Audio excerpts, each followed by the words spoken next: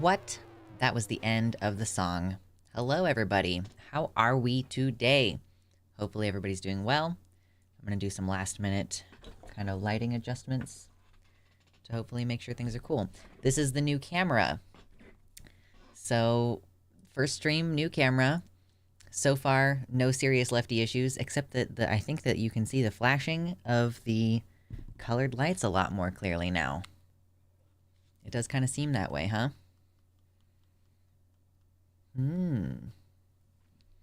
They're quite bright also. Hello, yes. How is everyone? There are so many people here already. Thank you for the compliment on the earrings. I am so excited. It's Bones time. I don't know if you've noticed, but it's time for Bones and rest in pieces, you know? Was my break more of a break or a still working just on other stuff break? I mean, technically speaking, I have been, like, still doing the stuff around the house, like, as per usual. Like, still cooking dinner, like a little bit less than half the time, and, like, doing dishes and laundry and being the person at home generally kind of thing. And yeah, so it was, like, not that restful in those ways, but I did, like, pull back a bit on some of those chores, and I haven't been really doing much with, like, editing or anything like that. So for all intents and purposes, it was, like, a week for me to crash and not really be able to do very much. And that was accomplished for sure. Okay, let's see. I think that this is just still not quite bright enough for this setup. Okay, that's starting to look a little bit more, you know? Okay. But anyway, so yeah, I hope that everybody had a good couple of weeks. I'm basically, like, coming off of having done the Renaissance Festival for 2 months. Opsis, thank you so much for the $15 dono. Welcome back. Also, you're kinda gay. God damn it. How dare you say such slander about me? I can't believe that you would say something like that. My reputation is damaged substantially by this accusation. Anyway, thank you so much. Appreciate you. Lux, I heard a rumor that you are a homo gay. Yeah, true. I am the homoist gay. Oh my gosh. There's so many people. I forgot to even say hello to everybody. It is always time for Bones, spooky and creepy. Halloween is a lifestyle. I mean, I can't disagree with you on that, but it's definitely, like, a good excuse, having not had very much random decor around.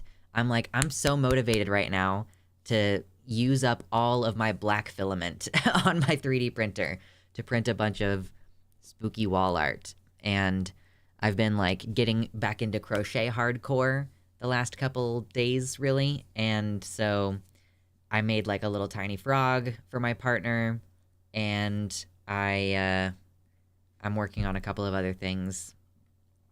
So I'm probably going to try to make, like, some Halloween-themed crochet stuff. Had a terrible week. Fell out with some friends. GF and I broke up. No, I don't think you're bad at relationships. I think relationships are just hard. Is hardcore crochet safe for work? I've never... Yeah, no, I mean, where is it? It's some here. Yeah. So sometimes your crochet can be a little bit, you know, risque. I thought there was green in the back of your hair. Yeah, no, in this instance, it's just from the light. Just from the light. I haven't decided if these are the colors that I want to settle on for today. I don't know. Oh my gosh, that purple? Is that purple and... Oh no, that's all purple. Oh, that looks really cool on this camera. Neat. Nifty. Ooh, okay. What about, like, pink? Pink is good. There's a lot going on there. Okay. I'm just, like, listening. You guys have to kind of get used to me fiddling around with the setup while we're at the beginning of the show, because, you know, it's like a new camera, new FOV. Gotta change the lights. Still hold true that I will promise to buy a sub if you add a cunts emote. Yeah. It's the thing is that the dicks emote is, like, animated, right? So I could do a cunts emote that like doesn't have the animation on it, potentially. That would be the easiest thing to do. Thank you, Jihariel, for stopping by to show support. There's gonna be a fiddle. I don't have any immediate plans for a fiddle. That could be fun though. So the way that I have this area set up right now is that this light down here is kind of localized to just down there, but the other light is kind of more all over the place. So, oh my god, that blue is so blue. Okay, that's a lighter blue. This is a super dark blue. Oh, ooh. Super dark blue. Very nice. If it has the flag colors, then that would still be good. Which flag? Yeah, that's a good question, Obsis. Thank you, Shade. I appreciate you. Yeah, I'll potentially look into it. I'm not really thinking about site fiddliness right this moment. Blue setup with blue pronouns. I know. I took a nude in super dark blue yesterday. Ooh, that's fun. Yes, so we're enjoying kind of just messing around with the new stuff. That's orange. Yellow? Yellow. This all looks so dark on my primary monitor. Like, I just don't look like I'm very well lit at all on my primary monitor, especially compared to how bright the background is. Thank you.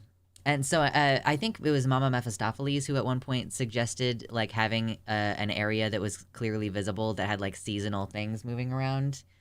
And so I decided to switch the locations of my guitar and this little thing so that, you know, you can more easily see all the different little seasonal stuff that I'm doing. Look at this little pumpkin. Isn't that adorable? I made it. It's so cute. Yas. Thank you for always pronouncing my name right. You've never borked it up once. I'm pretty good at that. So thank you. I'm pretty good at pronouncing names. Okay, I think that this is as bright as this light goes now. I look kind of washed out on this now, but whatever. It's fine. It's like, which monitor do I trust? That's the question. So basically, this stream is like a little bit of a catch-up and a bit of a... I mean, I'm here, but only on YouTube for now. Nice, thank you. I appreciate you, Max. Chill, bet purple would contrast great. Yeah, we can try purple. But yeah, so we're here because I haven't streamed in like over a week. And even like previously when I was streaming, I was like not paying that close of attention to the news because I was very tired on account of there was a whole weekend job that I had. And like, yeah, so just like a lot of shit. I was super busy throughout August, September, and October. And now I'm finally like, okay, I can breathe. And in that space where I can breathe, insert trying to stream more often. So that's where we're at now.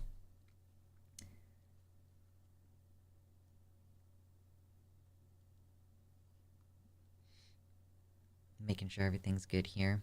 Got my multiple monitor setup. Let's go ahead and just like make one more lighting adjustment. Okay, we'll call it good there.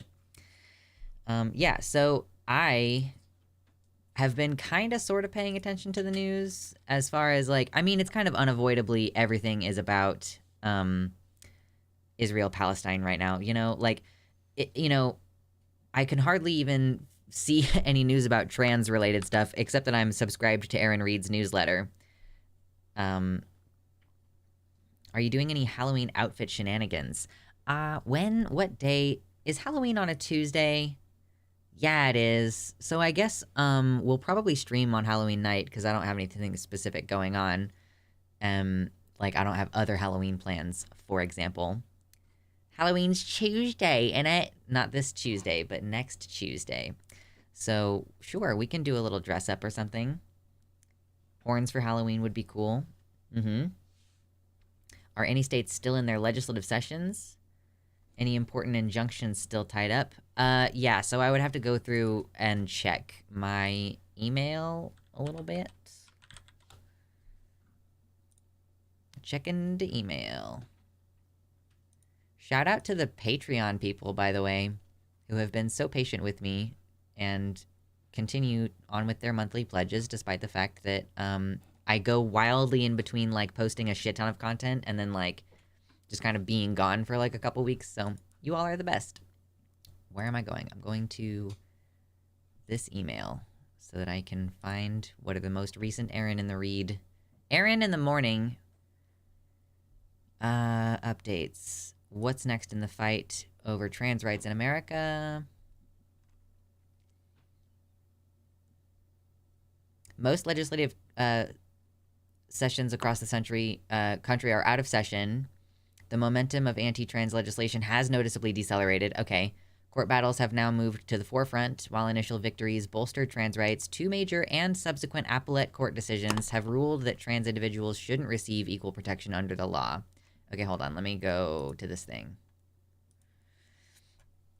So it has been a difficult year for trans people in the U.S., according to Erin Reed. So she is saying, yes, that the legislative sessions are for the most part out of commission. They're not currently doing legislation, so now we're kind of keeping an eye on the courts. With the 2024 presidential election on the horizon and Republicans increasingly targeting trans people as the primary culture war enemy, many are left pondering, where are we headed and what are the next fights going to be? Over 540 laws were proposed targeting LGBTQ plus people. Many of them passed. In that time, only a few legislatures are still actively in session, which are targeting trans people, primarily Wisconsin and Ohio. Meanwhile, many other states are seeing action at the school district level. Primary news breaks around trans legislation at the state level going into 2024 will likely be from court battles. So let's see. Appellate courts have reversed these affirming care bans using the rationale from Dobbs. From the 6th and 11th Circuit Courts, these decisions have stated that since transgender rights are, quote, not deeply rooted in these nations' history and traditions, then the 14th Amendment does not apply for some reason. It's pretty, it's going to feel like that's going to be pretty difficult to argue continuing forward. Why are there not more checks and balances in the judge system? That's fucking ridiculous how they can just do things. Yeah, Aaron in the Read, shut up. I can't talk. Did Texas lift a trans ban? Maybe. Republicans are still looking for a speaker. So many of their old dirt is revealing how all of them are garbage people. There's a morbid silver lining in that they may let up on the transphobia in order to reignite the Islamophobia. I mean, I don't think you're wrong. Because that's, yeah, isn't that the whole thing, is that Palestinians are associated with Islam while, like, Israel is associated with Judaism? And so it's like, that's why you get accused of being an anti-Semite if you're not a Zionist. If you're, like, not into Israel and all of its behavior 100%, then you're, like, anti-Semitic. Yeah.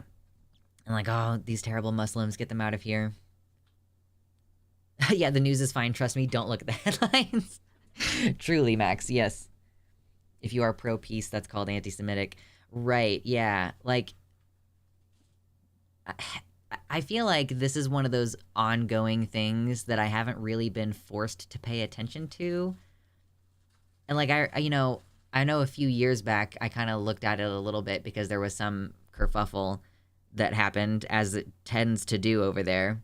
And, like, you know, then the U.S. news, like, goes off about it. And, like, I suppose that's the noteworthy part, is what things does the U.S. news focus in on? Because there's, like, shit going on all the time over there, as far as I can tell.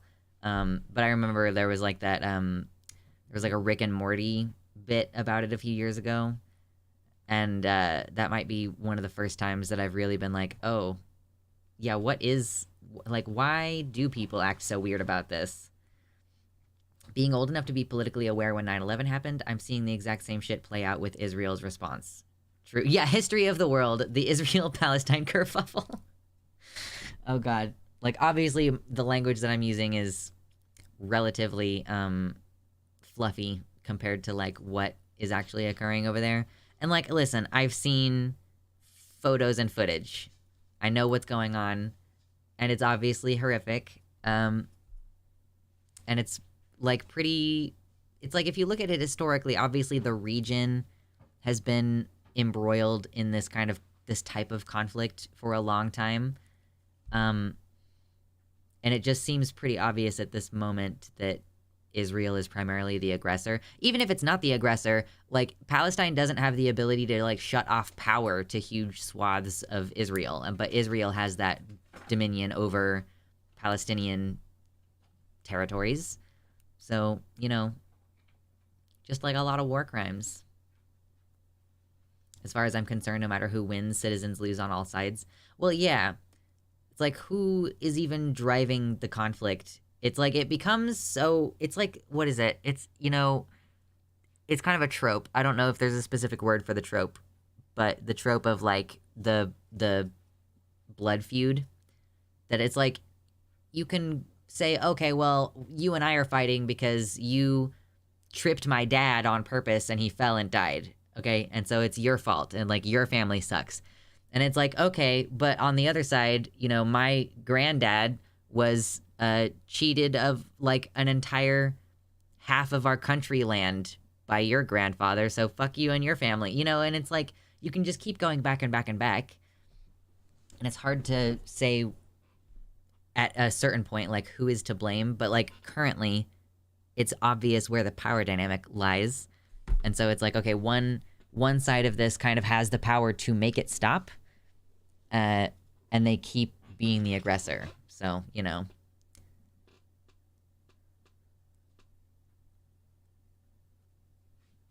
Bassem Youssef's satire on the Gaza Strip and Israel is the best part of the news situation. I haven't caught that one. I tend to look at it as, like, state-backed terrorism versus guerrilla terrorism. Right, yeah, because Hamas is, like, not a government. It's a terrorist organization, and that's, like, the thing that always gets blamed for hostilities on the Palestinian side, right? And so it's like, okay, you're attributing all of this area's actions, like, all of these people's actions to this one, like, actually terrorist organization versus judging the government of Israel for what it does. I don't know.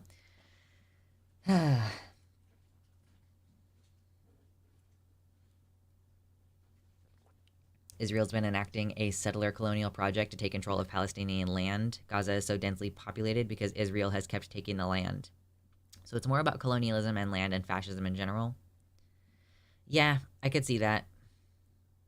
The farther you go into the history, the worse the political conflict gets, so that all sides have blood on their hands, especially the USA. Max, welcome to the website. Yeah, and that's the other thing, too, is that, you know, when Israel does a retaliatory action against Palestine, or acts as the aggressor, whichever the case may be, like, that is being funded by the United States. So that's like, you know, why the fuck should we be interested in this? Like, why should we care? It's happening the entire world away, like, blah, blah, blah. Like, because we are funding it with our tax dollars. And, like, yeah, that's the problem. Hello, Baphomet. Welcome to the website. Israel is also using white phosphorus. Yeah, they just are committing war crimes like every other day. New Patricia Taxon album. I'm not a Patricia Taxon fan, unfortunately. Yo, there's 37 viewers just listening to me kind of talk about random bullshit. Thank you for hanging out, and I appreciate you hitting the like button. And contributing in the chat is always great. There's this talking point that I keep hearing that's like, oh, Palestinians could overthrow Hamas. And it's the most ridiculous thing I've ever heard. Imagine blaming an occupied people for not overthrowing their oppressors. Not to mention Israel does more damage to Palestinians with their occupation and martial law than Hamas has.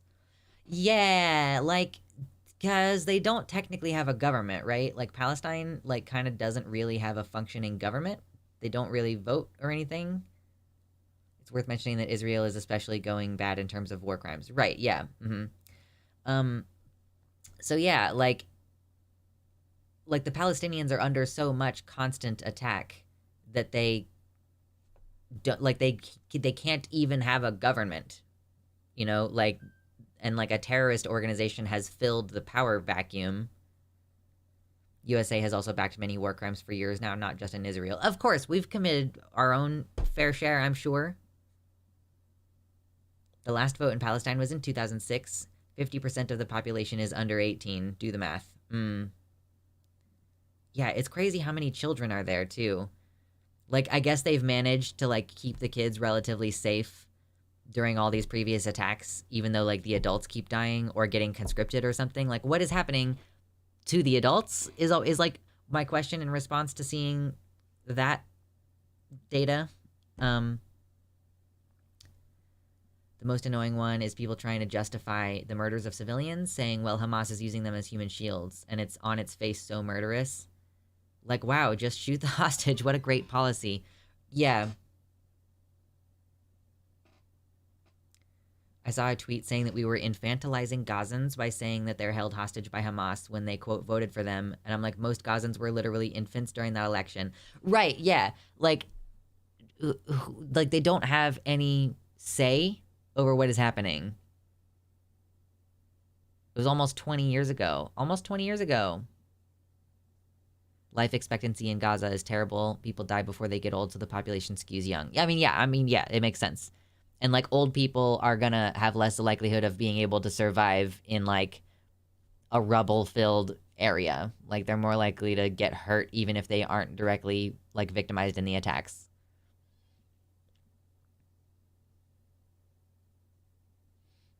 Disease, lack of water, medicine, hospitals, doctors, food. Right, yeah.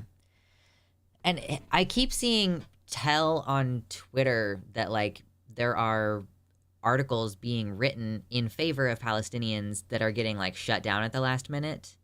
And articles talking about, like, okay, why is there no, like, why is all of the United States coverage of this event all pro-Israel? And these articles are allegedly being canceled right before being published, essentially, because there is some, like, moneyed interest, I guess. Like, why is it? Like, for all that people, like, freak out about the idea of state, like, information, you know? Like, people act as though the news is untrustworthy for other reasons than what they actually should. Like, all these Republicans going, oh, you know, the mainstream media is trying to feed you a certain narrative, blah, blah, blah. They want control over you. And it's like, yeah, but they're not skeptical of it in the right way. Like, they're not skeptical of why is all of the news in America pro-Israel? Or, like, why does none of the news talk about COVID, even though all your friends are sick all the time? You know? Like, before this particular siege began, Israel already controlled all food and water in Gaza. Military Order 158 has been in place since 1967, which literally does not allow Palestinians in Gaza to create any of their own water infrastructure. Digging a well in Gaza is a crime. So, like, they're under the... it does not allow Palestinian individuals in Gaza. Okay, so Gaza is, like, under the governance of Israel currently. The reason American news doesn't want to call out Israel is that they are doing the same things in the USA, or sorry, they're doing the same things that USA does all the time. And they also don't report on the war crimes America is going to continue to commit. Same with the British and their colonial war crimes. Well, yeah, I mean, yes. And also because we, like, are supporting it financially. You know, it's like you can't show what Israel is actually like. But I'm saying, you know, where is this connection coming from? Clearly, yeah, the military-industrial complex funds pro-Palestine coverage. Wait. Pro-Palestine coverage? Or do you mean pro-Israel coverage? Also, evangelical Christians, yeah, in the U.S., literally believe that once Israel is ethnically cleansed and all the Jews have, quote, returned to Israel, that will trigger the end times and get them raptured to heaven. Oh my God. I guess that's why I just saw a post saying, why are we letting people who believe in the rapture make decisions in our country? They're literally under martial law and apartheid in Gaza. Settlers get military protection, resources, and Palestinians are banned from going into those settlements. They have straight up bulldozed Palestinian buildings to create these settlements.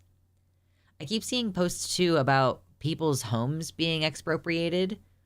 And it's like, oh, this is a photo, allegedly, of an old couple standing in front of their home. And the Jewish family that lives there now, which they're, like, apparently Jewish settlers, like, are living there. And they're just kind of, like, making eye contact forlornly across the sidewalk. Colbert did the show from home this week because he had COVID. That's kind of almost a surprise to me because I was sort of under the impression that like Hollywood and TV organizations were doing actually pretty well on their due diligence with COVID. It may be that those things have finally slipped, but having some familiarity with the behind the scenes stuff on like a couple different shows, I kind of am surprised. Maybe he went out to dinner or something. Because for the most part, well, I guess, and he's on a TV show, and that's not the same as like a film set. Because on a film set, if you have any delays, that costs a lot of money. So they are probably like really on it on film sets to prevent any delays from like the actors getting sick. Yeah, it is scary that people can believe anything and drive public policy based on those beliefs. More than 50% of Americans believe in literal angels. What kind of privileged asshole decides that the apocalypse isn't coming fast enough? Truly, like how, like your life, the kind of people who are really into the idea of the rapture, I think also don't have a very bad life, you know? This is why y'all need Satan. True.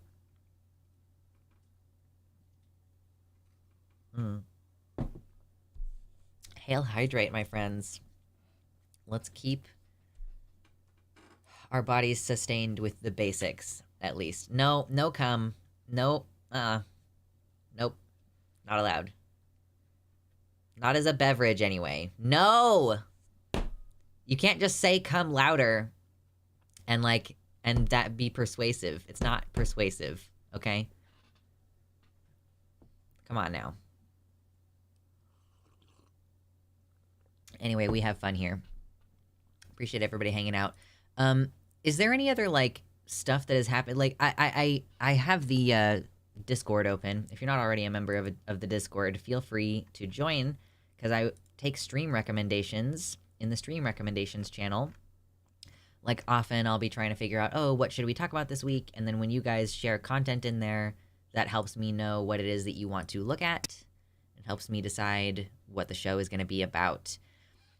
The sissification of white men is a video that was posted in the thing, and it's like 53 minutes long. But I thought, you know, this guy, people have been making reaction content to this guy lately. And I don't know, it could be fun to look at that later in the stream. Hello, Christy! Glad to see you here, Gorge. Hope things are well with you. Thank you, Avi. Yes, I'm so glad to be streaming again. And not only am I glad to be streaming again, but I'm glad to have my Sundays back. I love Sunday streams. It's like early enough in the day that the Ritalin is still doing the Ritalin. And like, so I'm not super tired. I haven't already been running around doing fucking laundry a bunch. So yeah, it's good. I love Sunday streams. They're my favorites. Have you watched Mommy's new video about AI on stream? I have not watched it either on stream or off stream yet. But I have, I know it's right there. Here's what ethical AI really means. She's right there.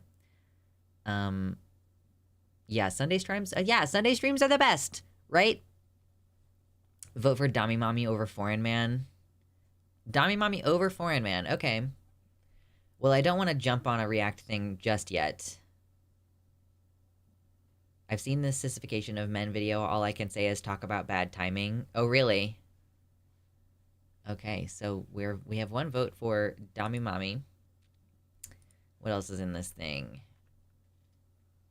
A Vice News thing about are trans beauty pageants breaking stereotypes or reinforcing them? Suggested as a palate cleanser after the sissification of white men.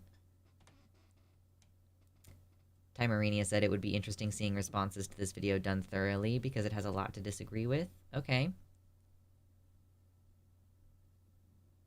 Yeah, and it's interesting seeing like a black dude's take on like the alleged feminization of white men, like, which is a thing that the fascists talk about a lot. The fascists are always like, ooh, you know, there's so much like so much feminization. These men aren't really men anymore. you know, weak men create hard times create strong men, like whatever, blah, blah, blah. That cyclical thing that they get into. Let's see. Some stuff about Epic Games. A video about authoritarianism by Second Thought. Okay, I'm not familiar. And then something about Canada and their medically assisted suicide bullshit that's getting even worse. Hard dick creates weak men. True! The Rizzler. Aaron in the morning had a great TikTok. I think that you may have already sent this one in. Like, did we respond? Yeah. Sometimes whenever you... Shush. We responded to this one last stream. We watched this, and then at the very end, the person on the panel said, ooh, those are great auctioneering skills. Like a fucking asshole.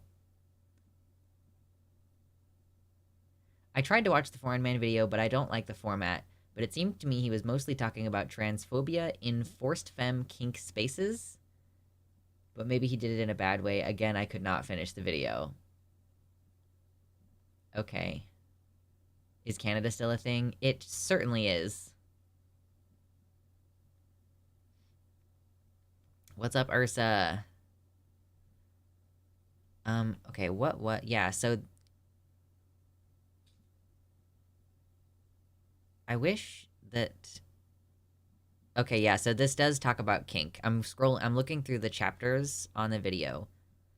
Kink 101 for the terminally vanilla, interracial porn, a nuanced take of forced feminization, problems with forced feminization, the sissification of 4chan, are you a person or a porn category? He's like responding to Cat Black in a good chunk of this video, apparently. Some very specific stuff, and interviewing a black man in cuckoldry. Okay. Isn't part of the issue with Foreign Man that he titles his videos stuff that doesn't necessarily have anything to do with what the video is about? Or that he changes them and, like, pussies out about it a lot? Canada had a video about how one of the transphobes was a gay man? The one that helped ban trans care? Wait, has there been a successful ban? He interviewed a bunch of people, and I hate the constant cutting to different people for sound bites. I can see that being jarring. The Bandcamp thing is annoying because it's one of the last indie ways for queer people to get their music sold. Right, so yeah, Bandcamp, sold or went under or something. They closed it. Oh my god. It would be better just to watch Cat Black stuff instead. Yeah, I see her shorts a lot on my Facebook page. I'm just gonna slurp down some of these mandarin oranges real quick. This is my breakfast, because I forgot to eat earlier. Fired half their staff. Okay. And then Bandcamp is probably going to be shut down with the buyout. Hey, Baphomet, welcome back. Yeah, eating is good. I'm trying to do it in a more measured way. I don't know if you all remember the arc earlier this year, but I've been getting swole. No, these are mandarin oranges. I've been trying to get swole, and I took like a little time off out of the gym, but so like I was eating a lot and was gaining weight on purpose, and now I'm trying to just like rein that in.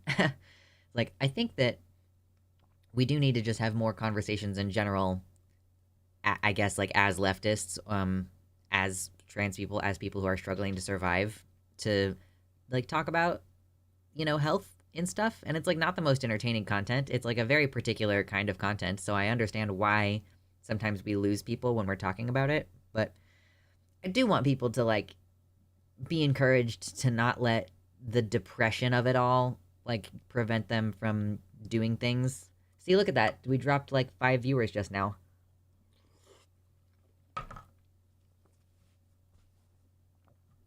I like getting the whole mandarin oranges. Here's the thing about whole mandarin oranges. If you forget about them, they go bad. Whereas mandarin oranges in a jar, or a can, do not go bad when you forget that you have them. Let me tell you about the peaches that I bought last week. Next time I'm gonna get canned peaches. Delicious. I made a meme summing up the relationship between trans women and sissies. Oh. Are you two friends? Trans women, no. Sissies, yes. That's too funny. Yes, exactly. We're moving to the country. Gonna eat a lot of peaches. Moving to the country. Gonna eat me a lot of peaches. Jiminy Christmas. I'm sorry I move around so much in my chair. It's so hard for me to sit comfortably. Relying on canned and frozen food, I make stir fry in 10 to 15 minutes this way. That's the way to do it. I have not used my wok. I need to get some linseed oil to season my wok. The trans beauty pageant video was a mixed bag because it was good to see people owning their bodies, but it was also a good example of how our bodies are often the only way we can monetize our transition to make up for our lost job prospects in many industries. Right, like, for trans women, so like a beauty pageant is almost like an extension of sex work. I'm not saying that it is sex work, but it is a similar kind of thing where the only way that you can make money is off of your body, right? Linseed oil is what you use for oil paintings. Is it also for eating? I think, yeah, I mean, I think I was Googling it, and I think you can use linseed oil to season your, like, cast iron. I'm convinced that the song Peaches, is it just called Peaches, is about oral sex, but I will never say so out loud because my very conservative dad says he loves the song and thinks it's cute and wholesome. Oh, I never really thought about that interpretation. I'd have to go back and listen to it and, like, look over the lyrics and stuff, but that's so funny. I would argue that bodybuilding competitions is analogous to sex work as well. Yeah, I mean, I don't know. I guess, yeah, it's like, okay, revealing your body, working on your body, showing it off to people. It's like, I guess it doesn't fulfill a sexual desire or urge, is how we would kind of delineate that. I love playing with definitions. It's fun. Anything that is monetizing sex-based characteristics, either from hormones or anything else, is a sex work adjacent field at least.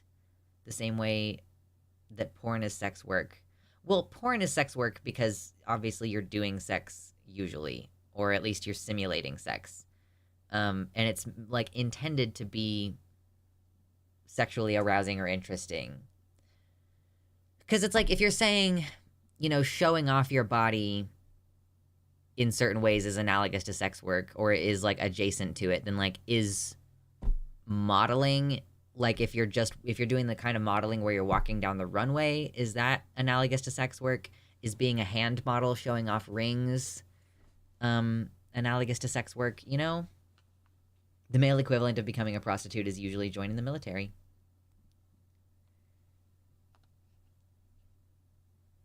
Drawing porn and porn art is sex work, and you aren't usually showing a human body. Yeah, but the distinction between drawing porn, it, like, is that you are still doing something for the purpose of being sexually arousing. Like, I think that is what makes the difference between sex work. Because you could be a model who's just modeling, like, a dress, or you could be a model who goes and models nude for an art class, or you could be a model who does sexually titillating, like, boudoir photos, you know? So, like, I think that the same job, we can't just say that modeling is adjacent to sex work all around, because it's only sometimes meant to be sexually appealing. Beauty and bodybuilding absolutely is selling on sex appeal, IMO.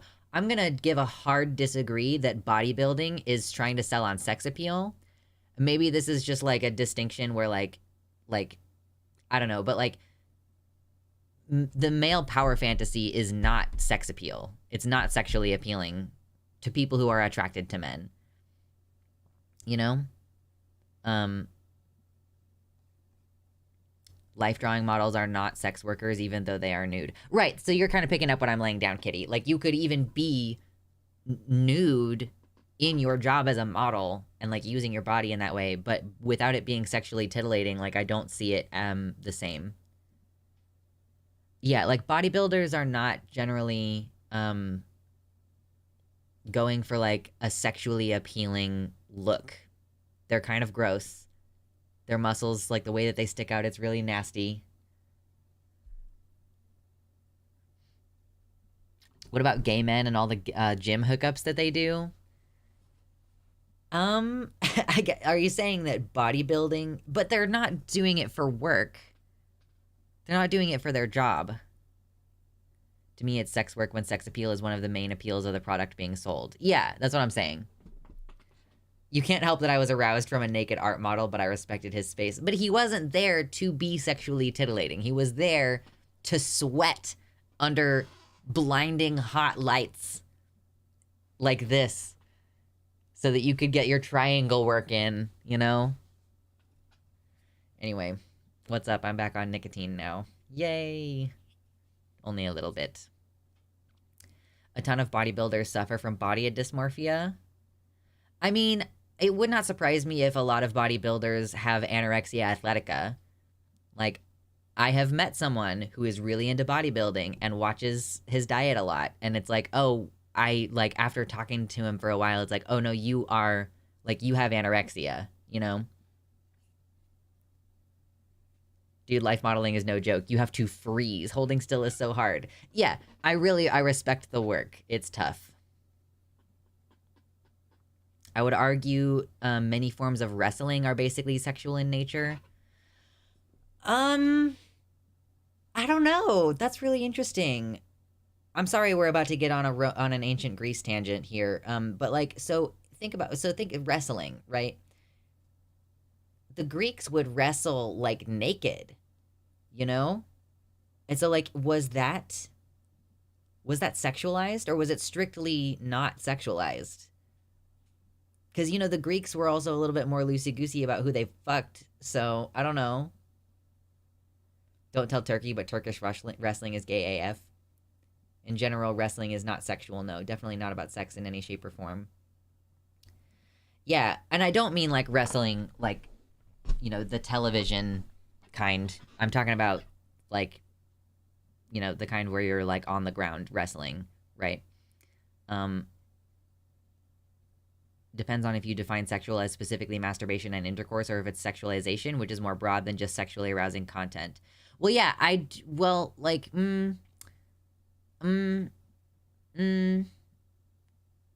so I am kind of specifying sexually arousing content.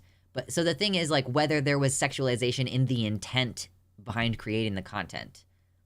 Not so much if you are incidentally sexualizing the thing. Like, wrestling is very physically strenuous and difficult. It's a sport. It's a competition. Like, there is porn where wrestling turns into sex, right? But I don't think that it would be fair to say that wrestling in general is sexualized, you know? Wrestling is sexy when I do it.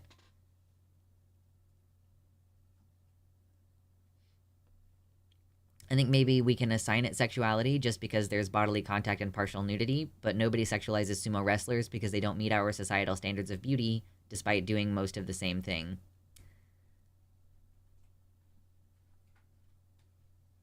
Wrestling on TV is campy as hell, which is often kind of gay. I mean, I can't disagree. I don't ever watch it, so of course I can't disagree. I'm 10,000% in favor of all sex work, to be clear. My issue isn't with sex work. It is with reduced job prospects to the point where sexualization of trans women in particular becomes seen as our highest financial value to cisheads. The same way being trans itself is seen as sexualized in the workplace, supposedly. Well, yeah, I mean, there is the specific reason. Because they do think that it is a fetish, and, like, if they call you by your preferred pronouns, then that is, like, contributing to a fetish. And, like, obviously that's wrong. I'm just saying I do understand why. And it's not just sexualization of the workplace, it's sexualization of any space that you're in.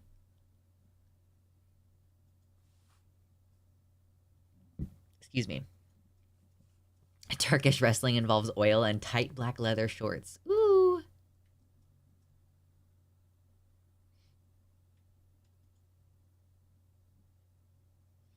Just because anything could potentially be someone's kink, I don't think we should be designating all things sex work. Yeah, it's like, you know, you're using your body.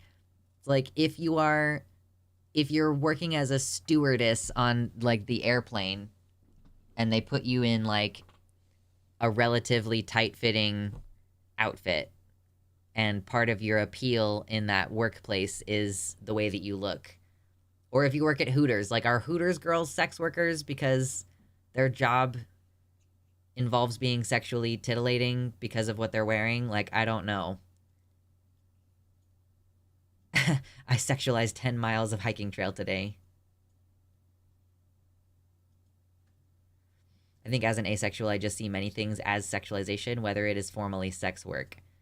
Yeah, and I'm just, like, as a person who's not asexual, I'm just disagreeing about what things you think are sexualized. Like, I guess. Remember that episode of King of the Hill where Peggy didn't know that her feet were a fetish? Yeah. I would call Hooters a mild form of sex work, same with maid cafes. Okay, if you are a regular waitress and you decide to wear a shirt that shows a lot of cleavage and you decide to flirt with your customers in order to get a better tip, are you now a sex worker also? Like, I think that the lines are more tight. It's hard to take apart societal roles and sexualization because sex is everywhere. I mean, yeah, of course. Yeah, it's a complex thing to discuss. Look at us. We've been going for an hour and we've had so many different discussions already. Look at this. We're having so much fun. Hello, Anansi. Welcome in. So, I would call waitresses sexualized. Depends on the uniform. Well, so I was saying, like, it's like if it's not a uniform. If a waitress just happens to wear something that is revealing in the line of her work, and she's flirtatious in order to get tips, you know.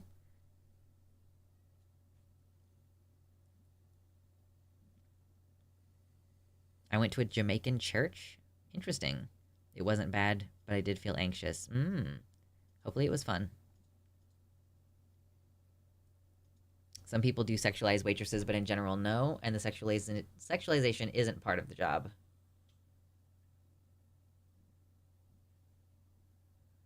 To be clear, I'm not just talking about the sexualization of femme people. Non-binary people and men can be sexualized too, but they are less needing to because more jobs are available for cis-het men. Men can sexualize but aren't pressured the way trans women often are. Well, yeah, so women are sexualized, like, no matter where they go. So, you know, are you considering the job and the sexualization of women is, like, as it pertains to the job means that the job is a type of sex work?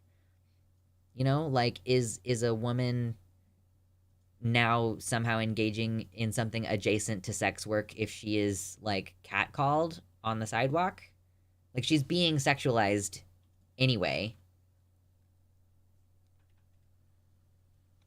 But, like, I see we're on kind of a tangent, which, like, the ultimate discussion that you're trying to get at basically is that, like, women in general, and particularly trans women, have a hard time marketing their skills and therefore have to, like, resort to types of physical labor that involve sexualization. Every Hooters should have at least one fat guy on staff. Well, that's what I'm saying, Emily. Yeah. Like, I don't think that sexualization of women pertains to like sex work and, like, whether labor becomes sex work or adjacent to it because of how people are treating you while you're in that job. Maybe sex work is a degree of how much you trade sex appeal for personal gain. Maybe.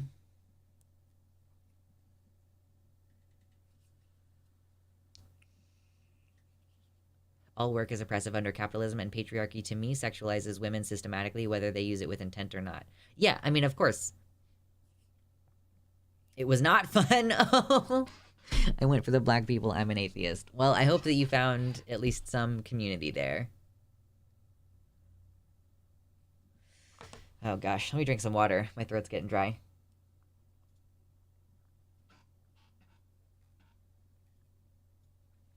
Water's good for you.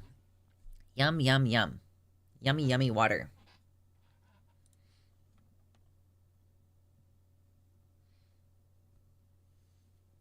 This is what Swerfs miss and why I hate them. They blame sex workers for their own exploitation under capitalism. Yeah, I mean, it's not an individual's fault if, like, you know, so many disabled women are sex workers because from home, you can take photos, you can wear lingerie, you know, you can engage a little bit of role play. Like, it's relatively easy to set up a camera shot. And you can do it on a schedule that works for you. Like, you can put out a lot of content, or at least you can make a lot of content when you're feeling well and then schedule it out and then have content prepped for when you're not feeling well. You know, and it's like trans women have this, you know, difficulty finding regular work. A few of the women were nice, especially the older ones, but the men just stared. Could be the trans, the big fro, or the goth skirt. No idea. I probably would not have worn a goth skirt to church if I was trying to make friends. The pressure is the problem. Women are pressured into childcare, but then capitalism systematically underpays for childcare work, and then men are pressured into the army. Granted, I do not make much money, but I have created a lot of content with just my phone and a $25 ring light. Yeah, you can very much, like, make something work and, like, sell your image and use the fact that there is a high value placed on that. Water's good, but have you boiled it and steeped crushed coffee beans in it? I have. I did that this morning, in fact. The skirt was the closest thing I had to church clothes. All right, fair enough. Oh, geez. So do we want to do a react to Philosophy Mommy? It's like, we could just talk for like 3 hours until my voice gets tired. We can do a longer stream if I can react to content. True, boiling water is a pain. Pre-boil your water and then freeze it to use throughout the week. Catch this video. Thanks.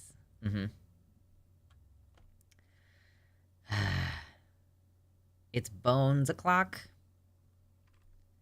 I'm such a big fan of Halloween. I love Halloween.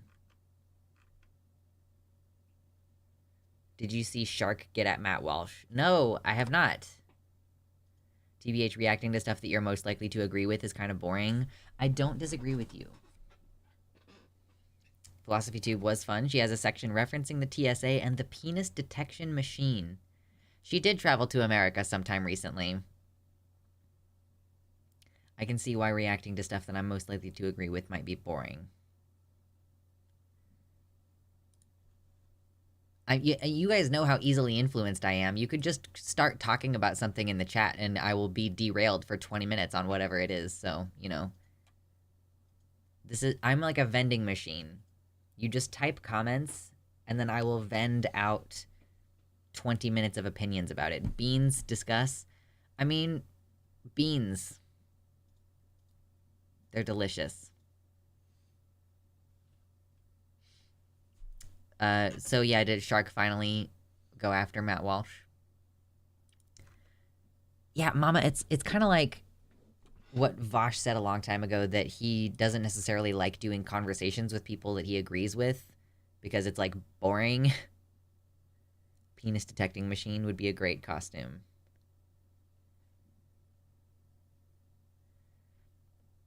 Luxander supports big beans. No! I like beans. They're pretty good. I like refried beans. They're one homogeneous texture, and that's nice. I like chili. I put beans in my chili. You know?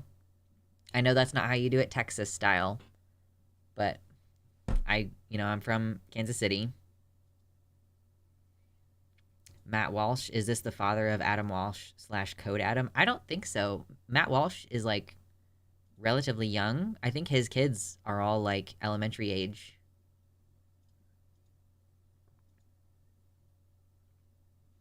The penis detection machine is worth discussing. I heard Ida Veloria, who is an intersex activist, mention how the TSA always gets their anatomy wrong.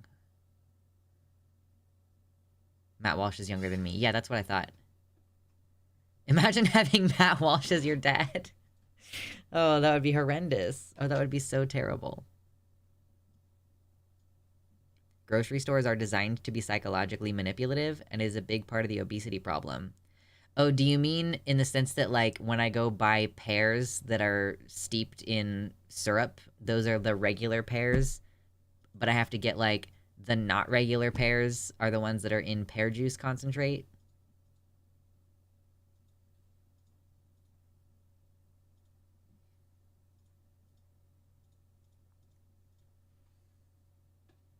Matt Walsh apparently stopped public speaking engagements. Whoa! Slashy. Was it really because of Shark? I don't think so.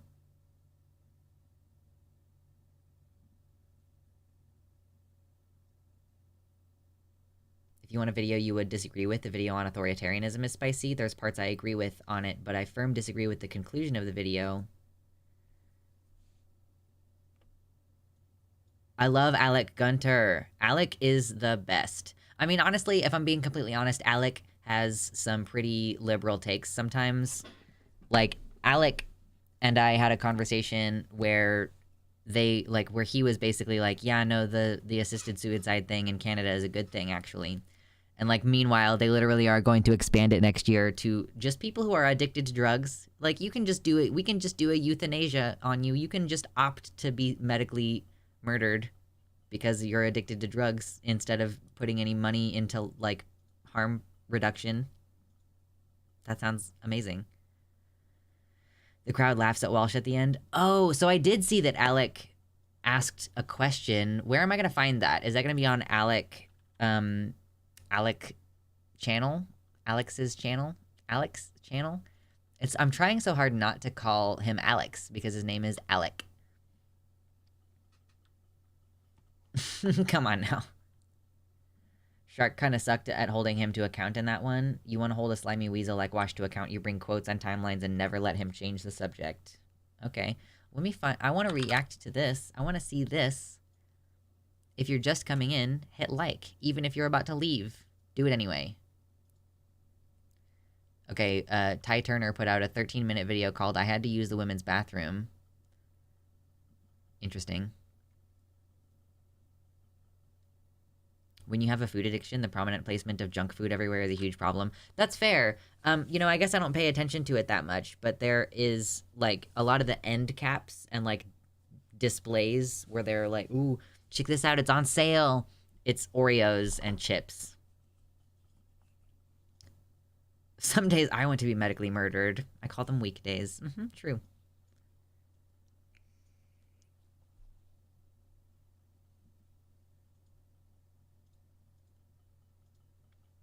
To be clear, I think everyone not shown to have some significant mental distress that causes them to want to commit suicide should have the right to medical assistance in death at their own will, so long as they aren't being pressured by friends or family. The issue I have with euthanasia is when family decides for the person to kill them on their behalf. Like, there are so many things, like, anyone not shown to have some significant mental distress that causes them to want to commit suicide. Like, how do you define that? Like, my problem with this institutionally is that, like, who decides what issues are legitimate, you know? The right to die is important. It should always be a last resort, and Canada just seems to be co-opting it to kill poor people. Yeah. Like, Canada is allowing people to be euthanized because they are unable to find housing. Like, if they're disabled and cannot find appropriate housing, they've been on the housing list for a long time, they will open up the option to them. It's not just terminal cases. It's like, if you are chronically poor, basically. Yeah, it's just all kinds of fucked up. Anyway, I was gonna look up, what is the name of Alec channel? Alec Gunter?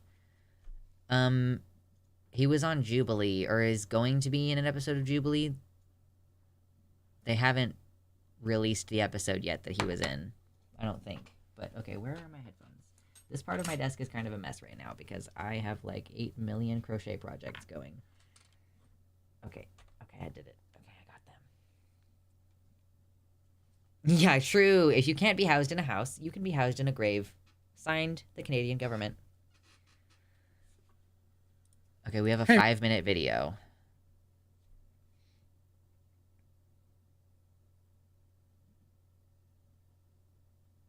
To be fair, I would take that over student loans.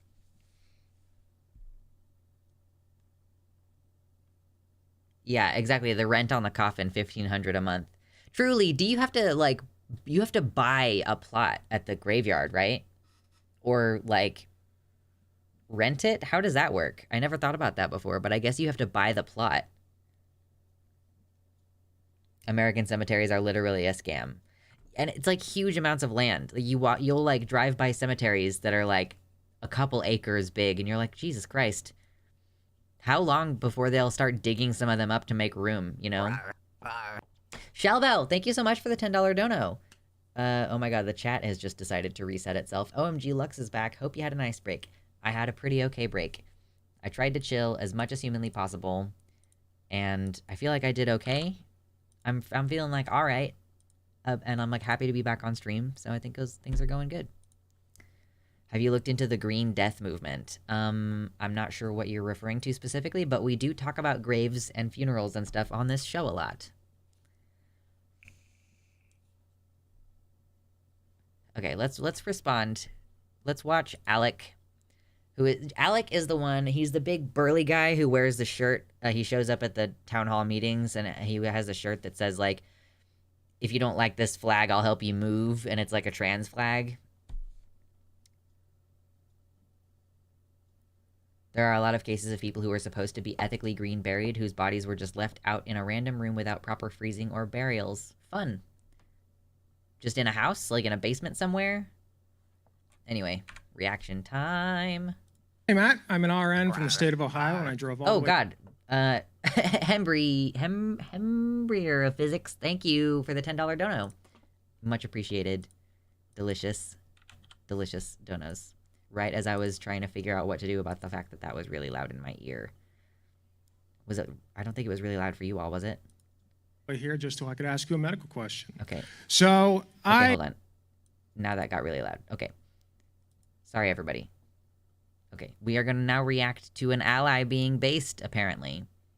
Thank you so much for donos and for chilling today.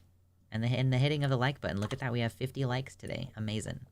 Hey, Matt. I'm an RN from the state of Ohio, and I drove all the way here just so I could ask you a medical question. So, I have a question about your stance. The mustache is just intense right now.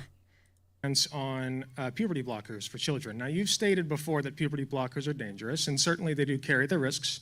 However, child pregnancy is far more dangerous for the child and carries risks up to and including death and permanent disability. So why do you believe that a 13-year-old should be forced to give birth to their rapist child? I don't think... That's really good. When your last name is Gunter, that is your only option for facial hair. I liked it when he had the more full beard, but I can appreciate that he's trying some things, you know? I kind of like that he has the ability to make himself look super fucking, like, country and, like, super bro, and then to be, like, a trans supportive person from within that persona. I do appreciate that.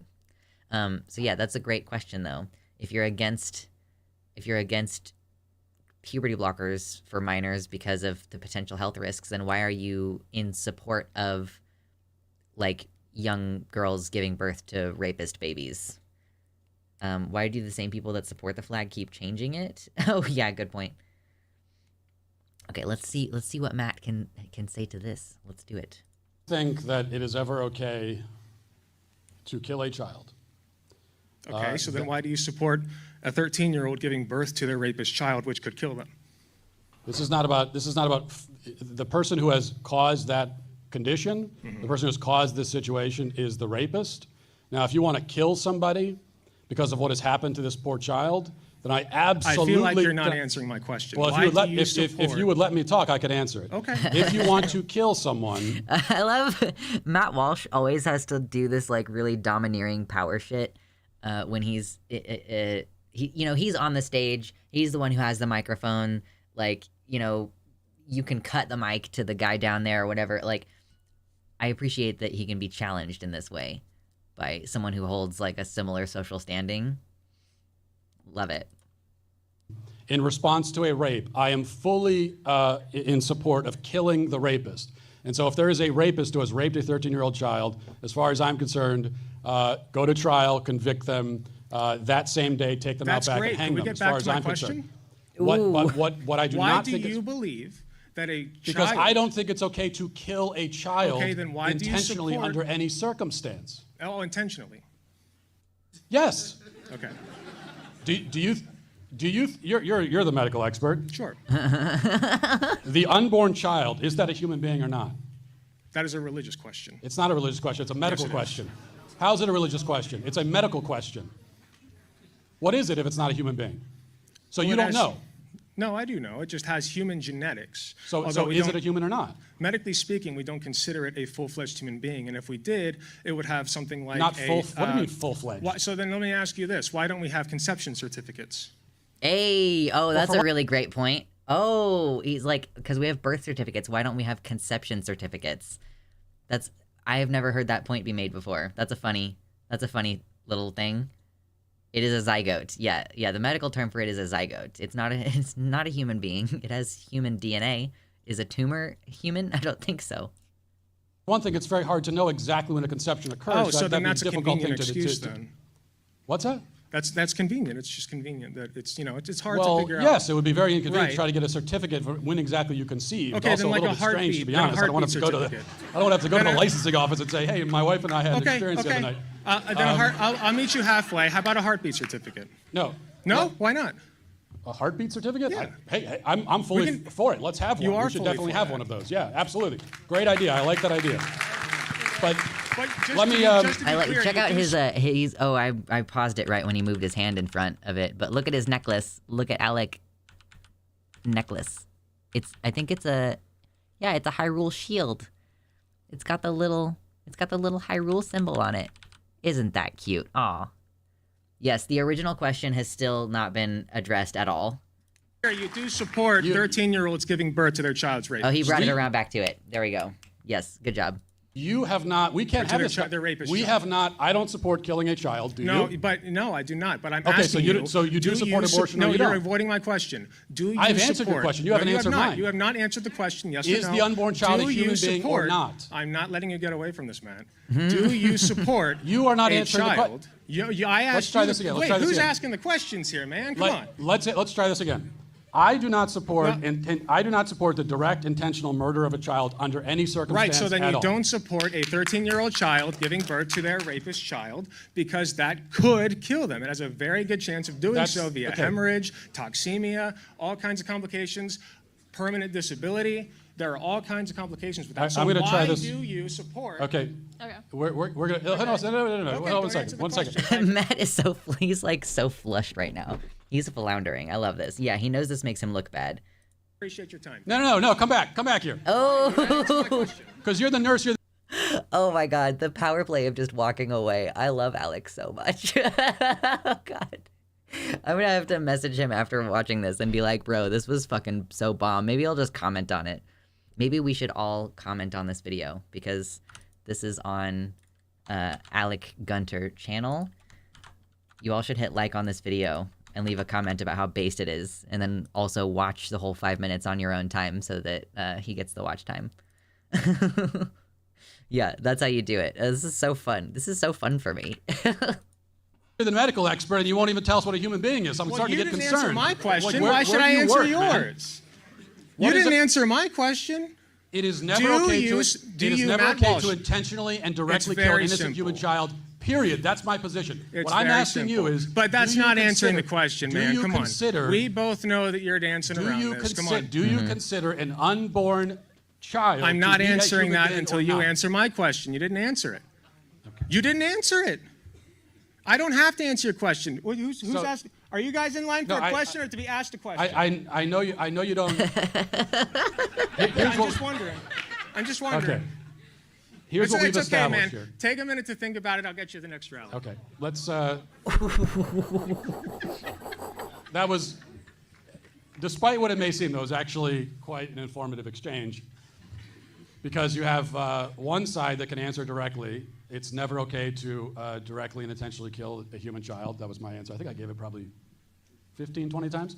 So he's stating it that way so that he doesn't have to say, like, yeah, basically my policy is medically it's okay to force children to give birth. Yeah, he's reframing the whole thing. The audience laughing at him. Oh my God, that's so funny. And then you have the other side that has no answer at all to this question. You know, what is a human child? Can't even answer it. Very interesting. Yeah, that's adorable. That was adorable, frankly. Hey, just autoplay. Cease and desist. Oh my God. That was too funny.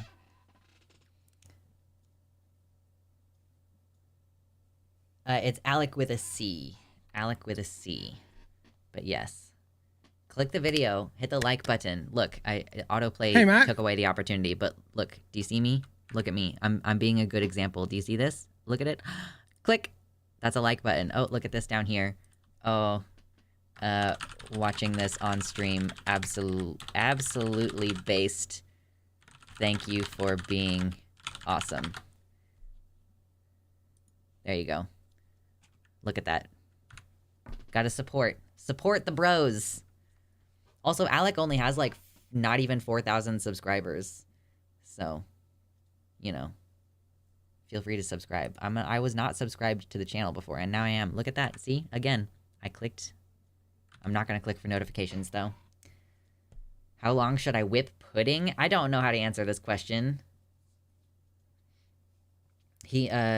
Matt never let him answer what a human child was. I mean, he basically... Oh, there was no question of what a human child was. I mean, I guess Matt is saying... He's rephrasing the question as though he asked it that way, but what he actually asked was, like, is the zygote a human being, effectively? It's like, no. Yeah, I do think that the cancer thing could have been brought up at that. I feel like that's just such a slam dunk. People are like, okay, just because something has human DNA, does that make it a human person? I don't think so.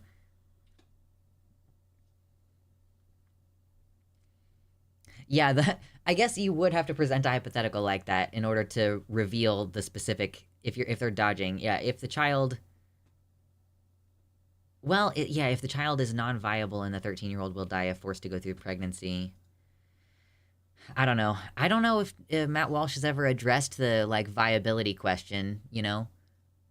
Like, how does he address miscarriages? Because that's, like, you know, one of the issues that we have with, like, abortion becoming highly restricted or less available is that, like, you need the same procedure when you're having a miscarriage because your miscarriage doesn't always clear everything out and you can become septic.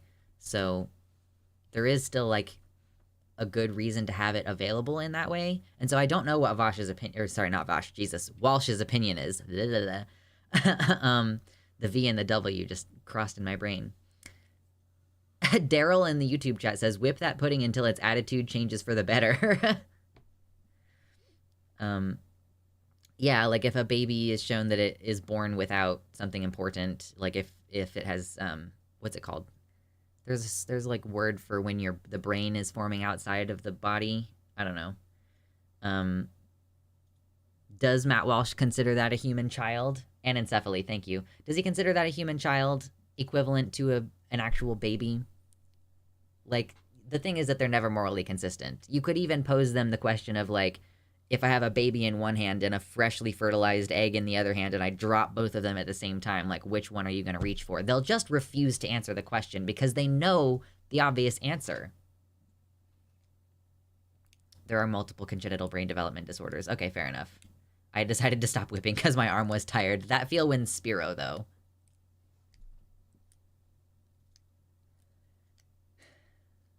White men with beards, all same guy. Same guy. Can a child meaningfully consent to their body being used in that way or to the medical risk? Right, yeah, so that's where the question should go, is like, you know, if you're, like, because he's still, in a way, Alec did still sort of let the question get taken away from him. He tried to focus in on the, like, getting a soundbite on this, but it's like, you should have drawn it back to puberty blockers again in that way. Like, if you are concerned about the long-term effects of these medical things, then why is it that you think a child cannot consent to puberty blockers, but a child can consent to giving birth to another human being? The greatest reason for abortion is Matt Walsh himself, truly. Technically, a child is not a citizen until it is born, but the mother is, so one has rights and the other doesn't. That's my darkest argument. I mean, Noah, I mean, you're right, though. That is, yeah, one of them doesn't have rights under the Constitution. Like, America was founded on the idea that abortion is a good thing, and that your rights to such shouldn't be restricted. And, like, yeah, we do not grant citizenship to unborn humans. You don't have rights. You, like, a murder charge might get upcharged a little bit if you murder a pregnant person who's deep enough into their pregnancy. But still, technically, like, the child, you don't get a death certificate for it, you know? Imagine that. You have to file for a birth certificate and a death certificate on the same day when you give birth to your stillborn child.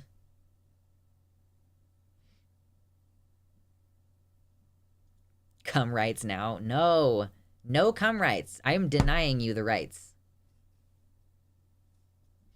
My biceps do be looking good, though. I recently posted a progress thing, and my arms used to be tiny, and now they are huge. Yeah, opposite problem for me. I am not as muscly as I was a couple months ago because I have not been at the gym, and I am looking forward to going back there. I have not, like, planned when that's happening. I guess hypothetically it should happen this week, but I don't know if that's going to happen this week. I might take an extra bit of recovery before I just dive back into intense physical activity. There are places in America with a mandatory burial for aborted fetuses, though. Yeah, that is a relatively new concept, and that is part of this aggressively anti-woman thing that happens. And, like, yes, obviously trans people are affected by lack of access to abortion and shit like that, but, like, fundamentally what the attempt is an attempt to, like, punish people who have wombs. Sorry, Alex, I stole your muscles. I know. Someone sent me a picture of, like, Lumi Roo on their stream was, like, doing a back flex, and I was like, wow, Lumi is more stacked than me, and I don't know how long that they've been working out. But I don't go very hard in the gym because I'm worried about injuring myself. So, Can't die if you were never born. Cheating death.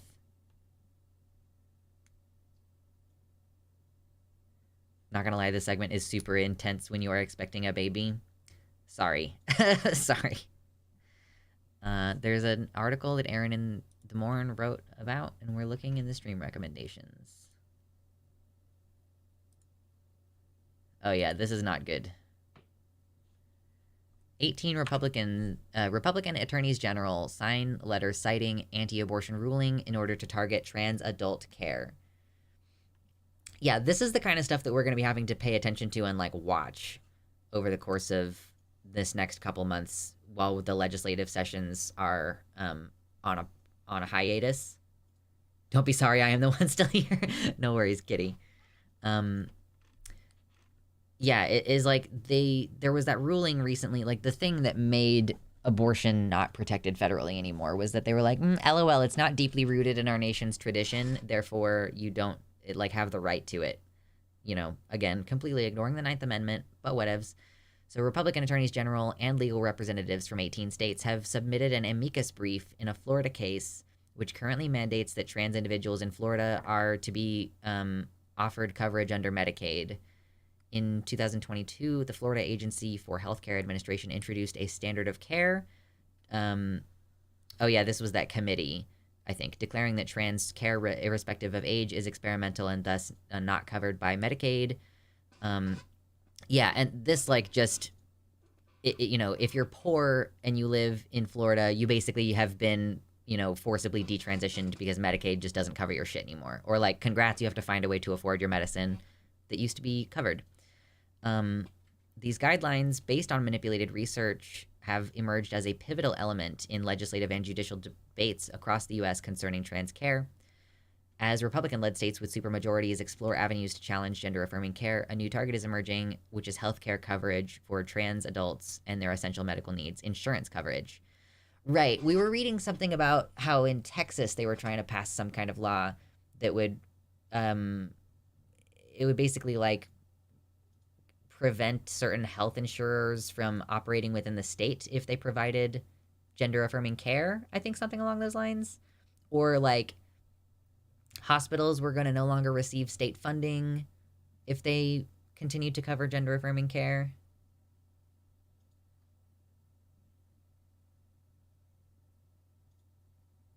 You may have lost some muscles, but you definitely helped inspire me to get muscles, so that's a good thing you have done. Thank you.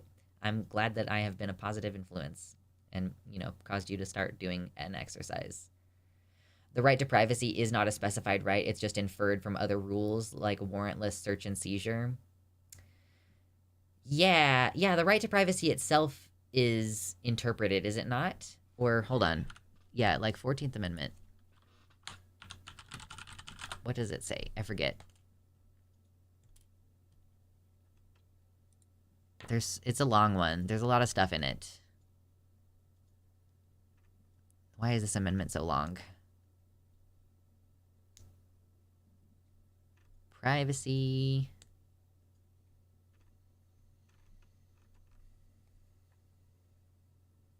There's so much.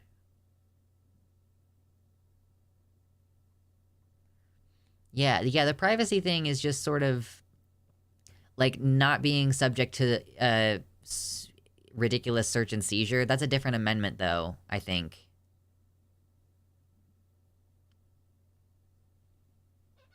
It is jurisprudence. For the back flex, put your elbows by your sides with your arms bent for flexing in front of you. Bring your shoulders up while flexing. Rotate your hands out while bringing your arms up, and imagine pulling your shoulder blades into each other. You want me to be a bird? That's what you've told me to do, is be a bird. Like this? Anyway. Yeah, of course. So yeah, considering that this treatment has been around for 100 years, like, it's as experimental as heart surgery. You clench hands when flexing. Oh, okay, so I'm supposed to do this, and then bring it up, and that's the back muscle flex? Good to know. Anyway, what was this Aaron in the Reed? Aaron in the Reed. I keep saying that, and I'm gonna keep saying it, apparently. Aaron in the Reed. Anyway, oh yeah, how does this look? I recently changed this around. Make it bigger. Move it around.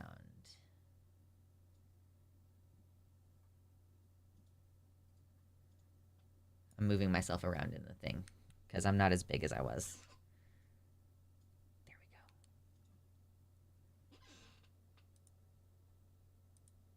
go. Okay, that's better. Yay. Now I'm gonna lock that in place. Don't move. Don't go anywhere.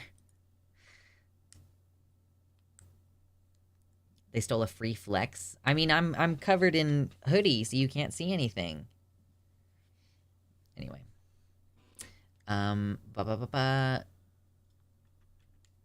So the letter, which was principally authored by Attorneys General Marshall Griffin and Skermeti from Alabama, Arkansas, and Tennessee, respectively, aims to reverse the Decker decision, which permits trans adults to retain Medicaid coverage for gender-affirming care. So this is a case happening in Florida specifically. The attorneys general referenced the Dobbs decision, which overturned abortion rights 8 separate times. They voiced concerns that if the district court upholds Medicaid coverage by imposing heightened scrutiny on laws affecting trans individuals, it might similarly apply heightened scrutiny to abortion rights. Yeah, but literally, like, this, it would also mean that a law restricting abortions would face heightened scrutiny.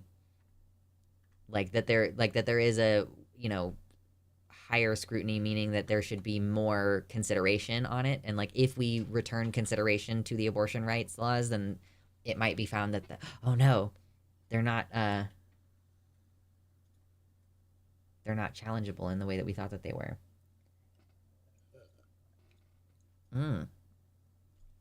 Yes, I think you may have mentioned it before.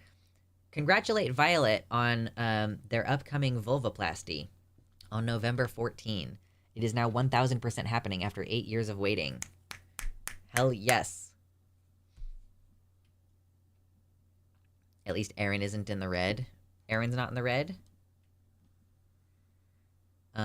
Yeah. Plaintiff's attempt to turn the Equal Protection Clause into a prohibition on explicitly gendered terms thus runs headlong into Dobbs. Virtually every abortion regulation, including the one at issue in Dobbs, uses gendered terms or references the unique characteristics of the female reproductive system.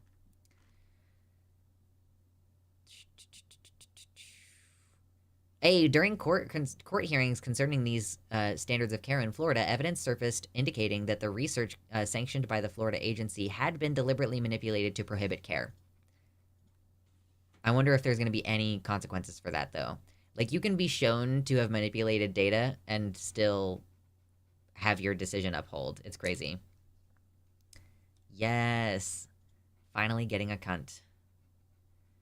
Vulvoplasty. Yeah, it's like when you get the, you know, the outside part of the vulva, but you don't get, like, the vagina part. You don't get the inside part. Or it's like sometimes people will call it a zero-depth vaginoplasty, but it is technically not a vaginoplasty.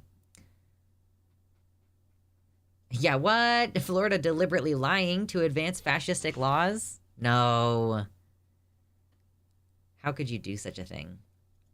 Not possible. What's up, Ramya?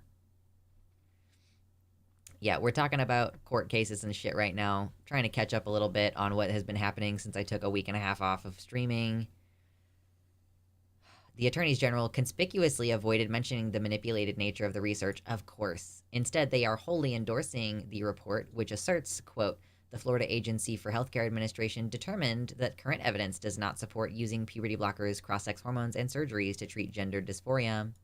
Intriguingly, the letter's authors seem to not be fully confident in the report's validity, as evidenced by their fervent advocacy for diminished levels of legal scrutiny. When subjected to higher scrutiny levels, numerous judges have found that the pseudoscientific arguments opposing gender-affirming care are baseless. Interesting. Why aren't basketball games called court cases?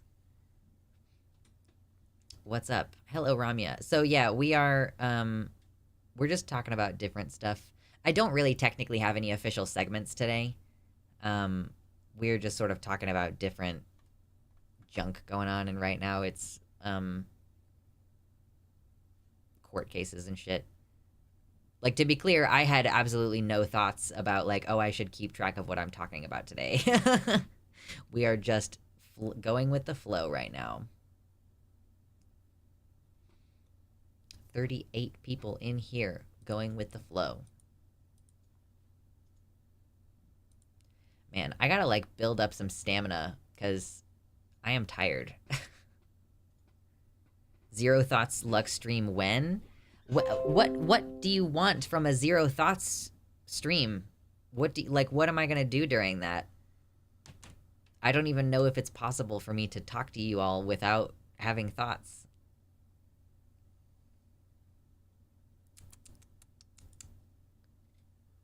That sounds like a smuggy stream. True. I'm just gonna talk about nothing. We should do game stuff sometimes.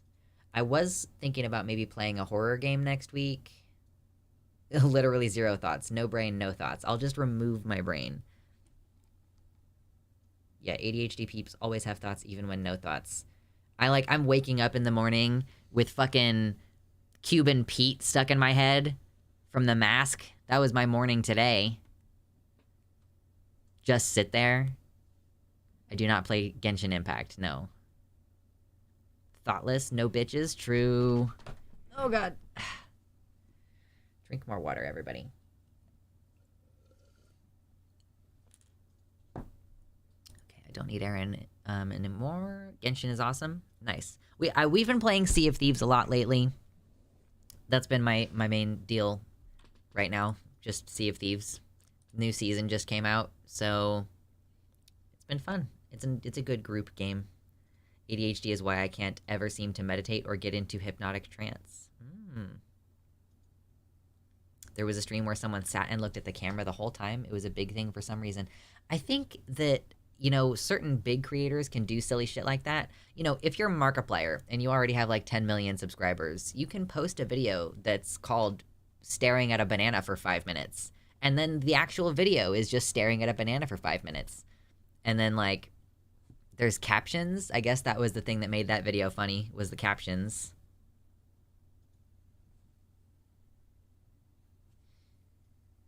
Honestly, it's next to impossible not to have thoughts even when trying to meditate. Right. The meditative practice that you're engaging in while you're meditating is the ability to let your thoughts go as they arrive. They're gonna continue to arrive, and you kind of just have to be, like, the practice over and over again that you're doing is redirecting your attention to your meditation.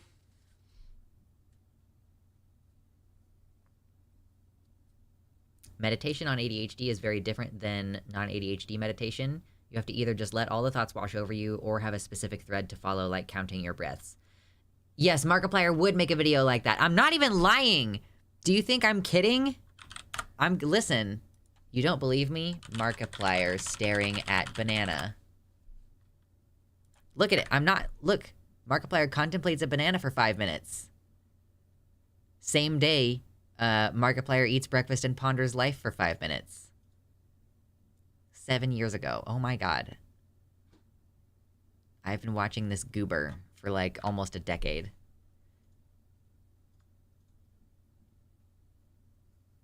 This was before streaming was mainstream. The video where someone was just staring.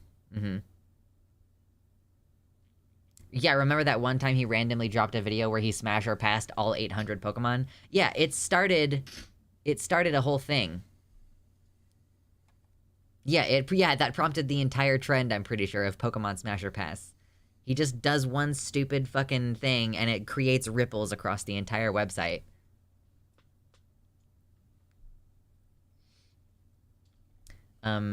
Game Grump's best work is playing a random Wheel of Fortune shovelware game. We do enjoy the Wheel of Fortune episodes. They can be good.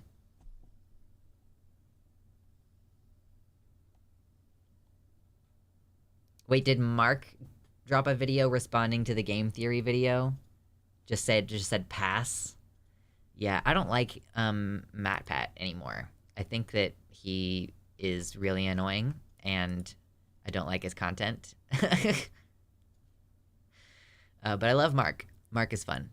I'm looking forward to seeing Iron Lung. I'm not usually a horror fan, and I'm like not a horror fan, but I want to see Iron Lung.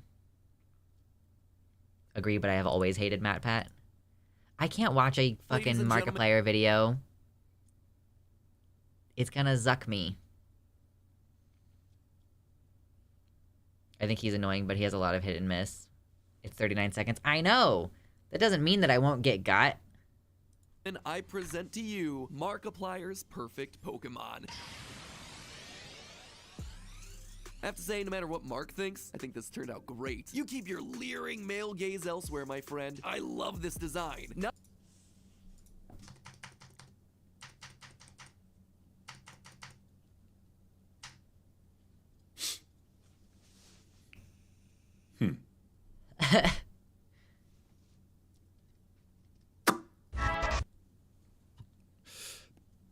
Pass. Yeah, he's a gem. Yeah. You're a good boy. I do love Mark. He's fun. I wouldn't Look watch out, literally little Debbie, anything. Whoa, shush. Why the autoplay today? I thought that I specifically said don't. Okay? Thank you. Thank you very much. I appreciate you. Not. Thank you for don't. Goodness. It's so funny to me. I had completely blocked this out. It's like Markiplier contemplating a banana for 5 minutes. This was like, I literally watched the whole 5-minute video too. I definitely did. Man, such stupid things. Autoplay needs to fall down the stairs. Usually autoplay is good because I just put something on and I can just do my chores or work on crochet and like here's the problem with finding content on YouTube. I'm so particular. I'm not usually in the mood for any one particular thing. Or like it's hard for me to curate a playlist of videos that are long enough that I can put it on and not have to mess with it for 45 minutes at least. It's like, what do I want to watch for 45 minutes? Most of it, like, oh, okay, like any number of video essays that I don't feel like watching. So it's easy enough to just be like, all right, I'm just going to let Good Mythical Morning play forever on, just on loop in the background.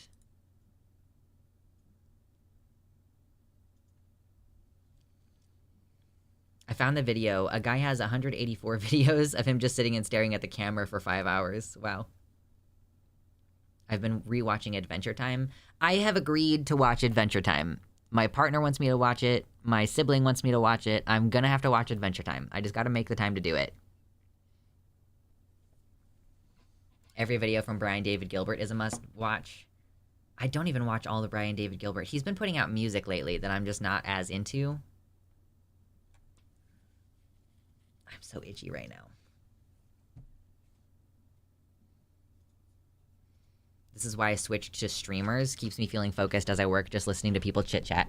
Yeah, it's like listening to a podcast. I guess podcast is the other thing that you can do if you're like, I really just need a lot of content for a while.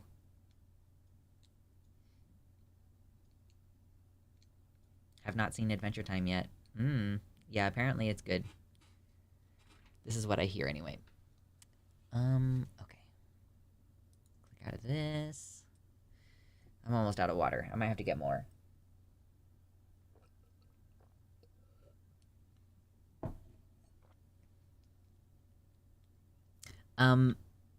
Anonymous in the YouTube chat was saying, with vulvoplasty and vaginoplasty, I still wonder how the labia minora get discussed / included / required. They seem frivolous in AFAB people, so do you need them if making them from other tissue? I guess in a lot of the neovaginas that I've seen, the labia minora is not very pronounced, but they usually do have one. I mean, you know, I guess it depends on what your aesthetic goals are. If your aesthetic goals are to have like a cis-passing vulva, then yeah, you would want to have labia minora. Or maybe, you know, like, I think a lot of people's labia minora start out relatively small, and then, like, through having sex, they can, like, change shape over time, especially if you, like, have sex without enough lube. Lately, I've found myself enjoying live streams more than podcasts. There's a trans episode... Wait, in what? In Adventure Time?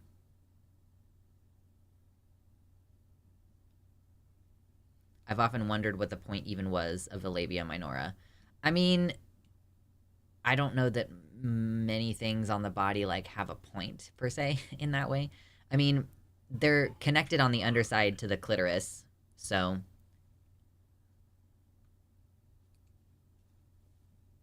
I think they protect the urethra, is kind of what I would guess. Like, I would say, like, the labia minora probably protect...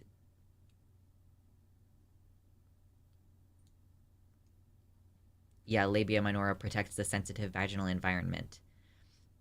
Like, the minora is what, like, seals together to, like, close it off from the world. You know?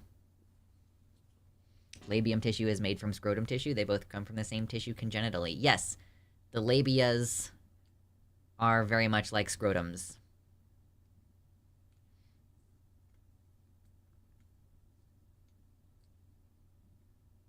Yes, we like to learn things here. We like to learn things. Look at that, 46 people learning about labia minora. Hit the like button if you're learning about labia minora today. You don't need the labia. I had a circumcision, and I won't be having one. It's part of the natural variance of vulvas, so it's no biggie. Yeah, I mean, some people just have really not a lot of stuff going on down there. I'm getting a vulvoplasty, and I'm 100% fine with not having labia specifically. When I'm wearing a bathing suit, it won't matter, and I am asexual. Yeah. The perineal seam is like the part of your taint that would have been your majora if you were born female. Right, like, there's like, you've got the scrotum, and there's like a seam on it, and that's like what would have been labia. Like, that's the labia majora.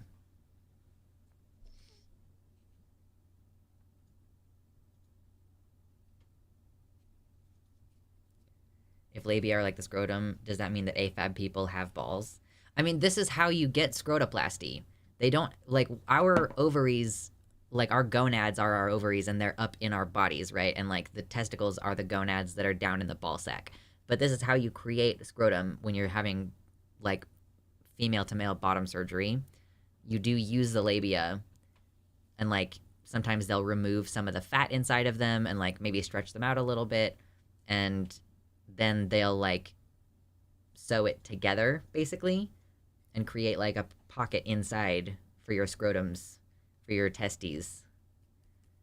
Would a cover for it be considered a Majora's Mask? True.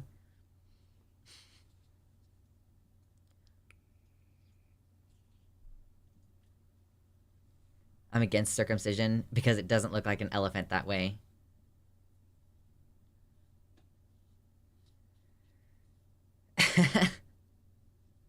Oh gosh.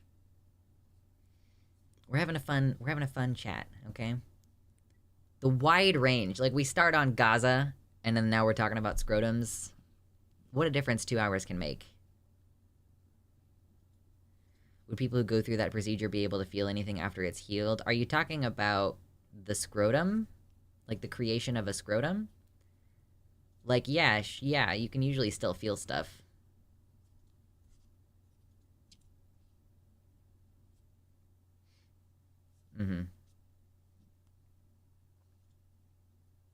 I'm not against circumcision on the whole, but I'm against circumcising babies. If an adult man wants it, he should be welcome to. I mean, yeah, like, I don't disagree if you want, like, a religious circumcision at age 17. Sure, whatever. Like, don't do it to babies. I'm torn on if I want vaginoplasty or nullification. I have never in my one time in my entire life been interested in nullification, so I can't help you with that.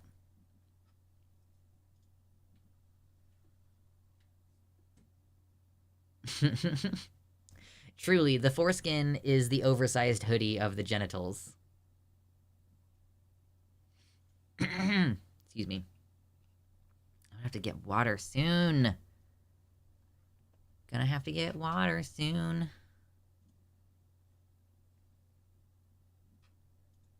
What's up, Naomi? We love the lurkers.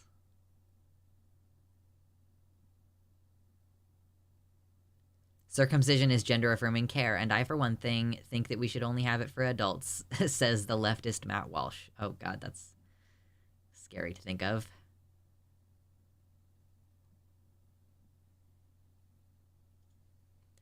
I transitioned with hormones 12 plus years ago, and I've been trying to get vaginoplasty like 5 different times, keep getting caught up in the hoops, and keep failing. Really annoying.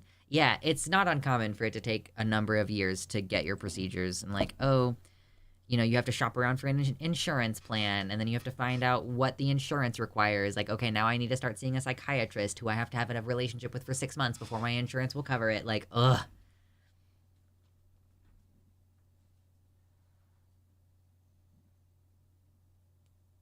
I thought the prostate was homologous to the Skene's gland. Yeah, it is.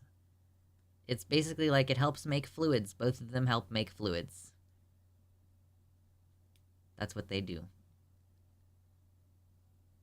They're in roughly the same place in the body, etc. Oh, I wanted to get a breast reduction. Ooh, 1 second, Shellbell. I wanted to get a breast reduction at some point, but I was told it tends to make the boobs a little less sensitive, lose a bit of sensation from the procedure. Still researching on that. Ramya, I would recommend looking into the T-anchor procedure and other procedures like it. It depends on how big of a reduction you're trying to get. Like, if you go from, you know, if you're trying to lose like 10 pounds of boob, right, there's a chance that you will not be able to save the nipple stock. But because that's the thing, is like there is a nerve that goes to your nip-nop, and if it's like a 5-inch long nerve because your boob is like 5 inches big, then like obviously if you're trying to get a radical reduction and you want to have only like 1 inch of boob, like, okay, where is the other 4 inches of nerve supposed to go? That's why it's complicated. Oh, if you're a B or a C, you want to be an A. I mean, yeah, it can impact your sensitivity. Oh, you're gonna go watch Jimmy? How dare you? What's Jimmy? It's the Sunday show with like Matt Dillahunty. God damn it. Son of a bitch. Anyway, I should now that I'm done with Ren Fair, I should hit Jimmy up about doing the Transatlantic Call-In show again. But Ramya, look into T-anchor procedure. T-anchor. Like the letter T and then anchor. I know, god damn it, Jimmy. Go fuck yourself, Jimmy. That's the hashtag. Call me an anarchist because I want to destroy your pro-state. Ooh, ordered HRT? Yes. Even without severing the nipple stalk, the skin can still lose sensitivity. Sure. Because you're like severing the nerves and like moving stuff around.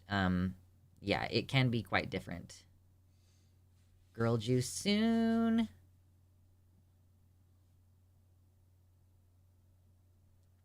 Excellent.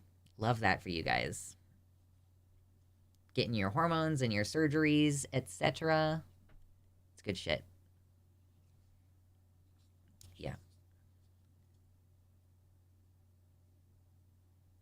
My levels have been really consistent over the past 4 years. Yeah, it's just good to, check. If you start a new method of HRT, then it's good to get your hormone levels checked after like a month or two.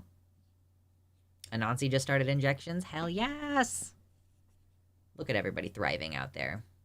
There's almost 50 viewers in here. Have you hit the like button? We're just chilling, catching up after I've been gone for a couple weeks. It's technically the same method, just oil instead of pills. But, I mean, you haven't been on it before, and you haven't been on it currently. So it's, like, still a good idea to get it checked if you can. But it's hard.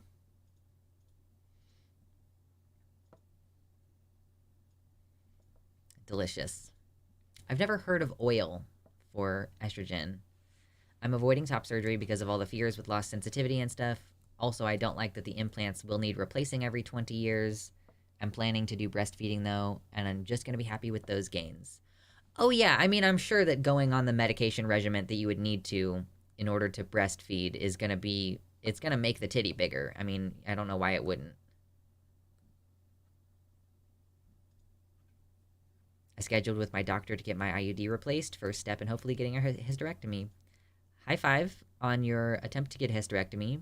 Good luck on your IUD replacement. I hated having an IUD.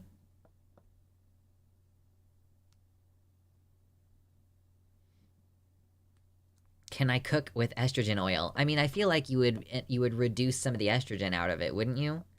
You wouldn't want that. Just feeding regimen is not guaranteed. Well, yeah, it's not guaranteed to make boob bigger. Often make boob bigger.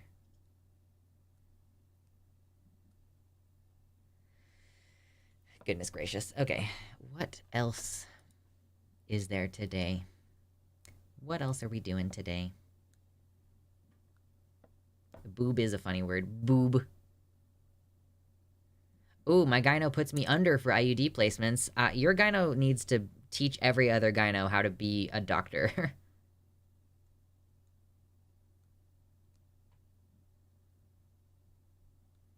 It's mostly just pumping that's causing you to produce milk. Have you looked into the medication domperidone? Because you can take a medication to induce lactation. Boob, boob, boob, boob, boob, boob. Boob, boob, boob, boob, boob, boob.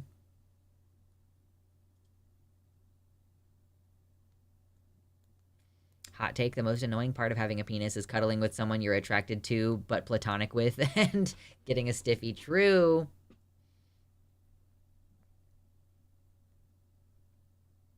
That is just wine? No. Not Dom Perignon. No.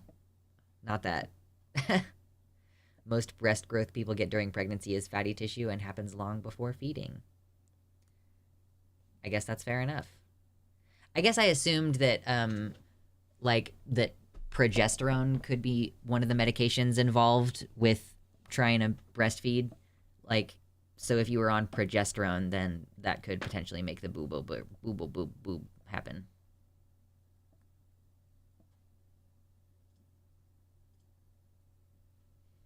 Oh, yeah, sorry. I completely forgot to revisit Shellbells. Thank you so much for your tier 1 sub. Why do I have a white name? Go away, white name. True. Thank you, Shellbell, for your dono. Mayo side. Gradually removing all of the white names from chat.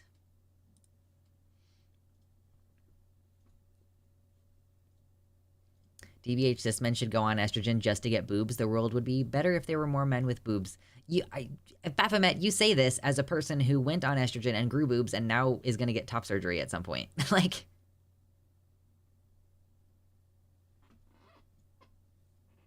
I'm taking progesterone, and anecdotally, it has made noticeable impact on breast development. Yeah, I've heard this from lots of girls. It's not guaranteed, but plenty of you have had this experience before.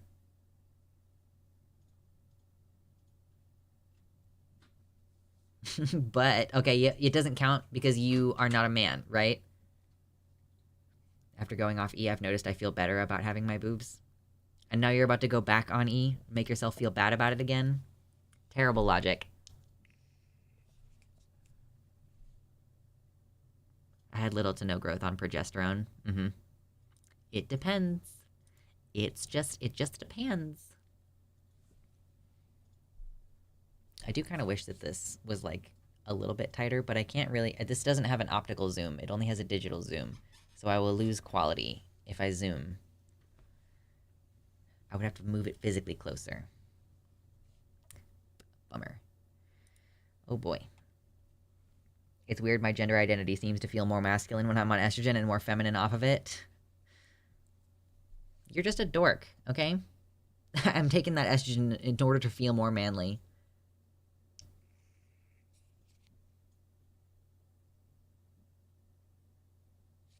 I know, dank cat lord. Why can't everyone grow boobs without interference? Out here eradicating white names. True. I don't have any control over it. Well, technically speaking, I could turn on memberships again, and I could give you all the option to have fun color names in the chat, but I'm so tired of YouTube taking so much money off of all of their services. Donate directly on the website or on Patreon so that Google doesn't steal 30 to 40% of your donation. Is it strange that your hands looked adorable when you did that on camera? I don't know what I did. Yeah, sorry, memberships are turned off on YouTube. I know, yeah, it's dumb. They take so much money. So if you're on YouTube and you ever want to support the show through a super chat, I'm sorry, you have to do it through my website.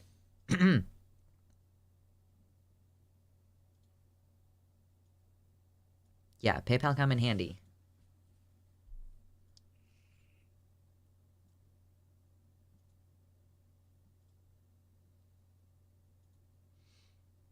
Goodness gracious. Oh, I did the grabby hand thing. I did this. Grabby hands. I do have cute hands. They're adorable. Look at me. Biologically, it's weird to me that men can't feed children without estrogen or medical circumstances. Yeah, I mean, you, like, specialize for different purposes. I guess it makes sense that the person whose body is already going through an enormous change in order to facilitate a baby is, like, it might as well also go through another change to do the breastfeeding.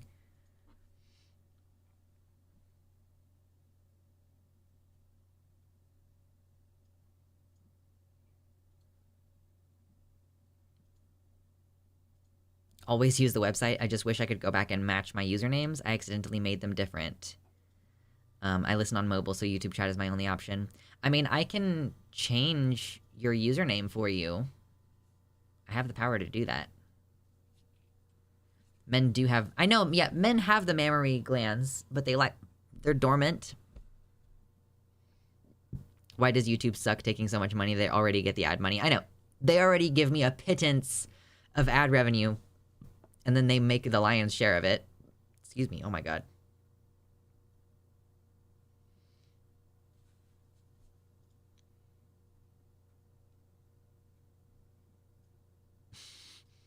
Come on now.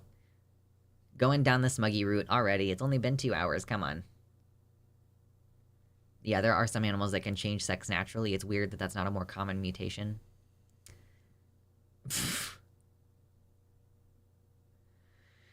Oh, jeez.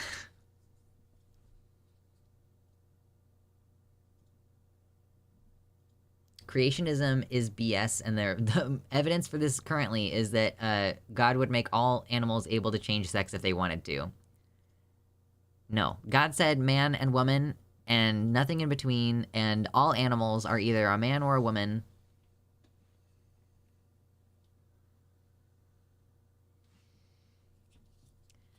I'm just looking at this video from Foreign Man in a Foreign Land, the sissification of white men, and I'm like, do I want to watch this?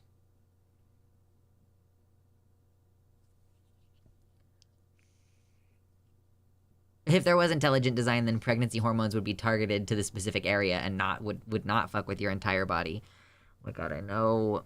I'm about to switch birth controls and start taking estrogen. And I'm like, wow, that's gonna be interesting. Hello, welcome to the website. Flo Peggy, the shortened version of boy boobs is still just boobs. True. What's up, Alec? Hello. Saw your comment. Thanks for going over the Matt Walsh Q&A. I've had Vosh's reaction on loop, so I've been needing a new one to obsess over. Yeah. I mean, I feel like I didn't contribute like a lot of commentary, but it was, I mean, honestly, it was really good. I appreciated how you, you know, you really held him to account. And like, I also really enjoyed you just like walking away in the middle of it. That was pretty funny.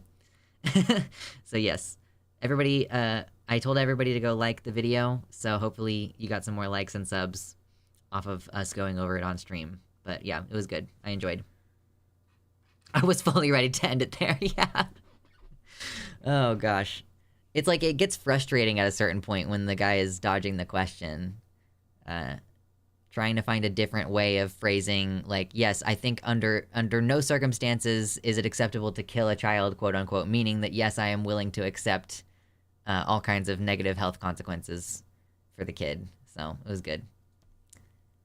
Yeah, Mama says, people like Walsh need to be embarrassed by who they are. Yes. Yes, thank you very much. Thank you, thank you, thank you. 95% of giraffe sex is gay sex. Things they don't want you to know. Interesting.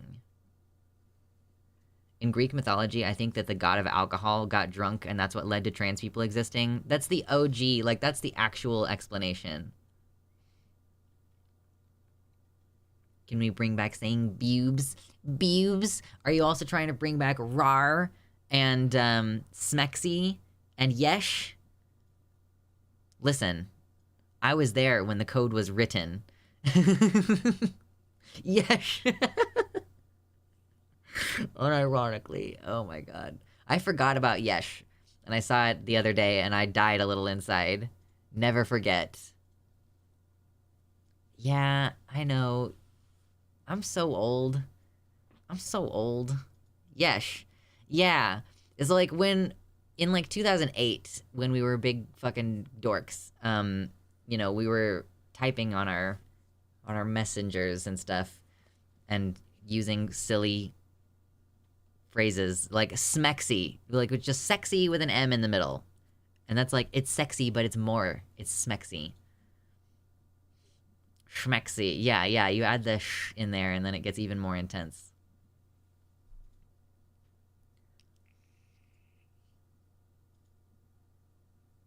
Pandora's box actually contains nothing but a repository of data from 2012 Tumblr. Replace any Y at the end of a word with an I. True. That's another one. Back when we used to RP over Yahoo Messenger. Anybody else?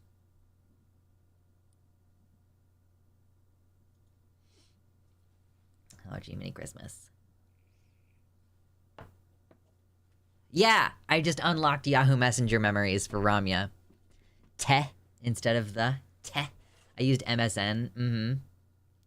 LOL. LAWL. We should go to the same old folks home. JK, millennials don't retire. Why are we... Wait, what about Donu Umayowo? I don't think she's here right now.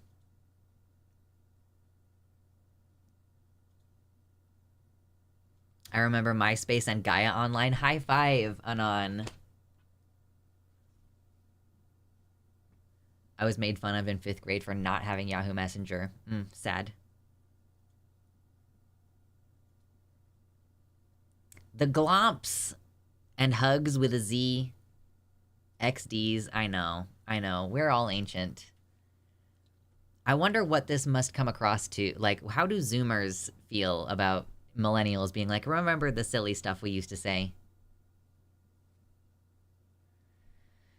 Oh gosh, I'm gonna have to run and get some more water soon. I RP'd so much on Gaia before switching to Facebook.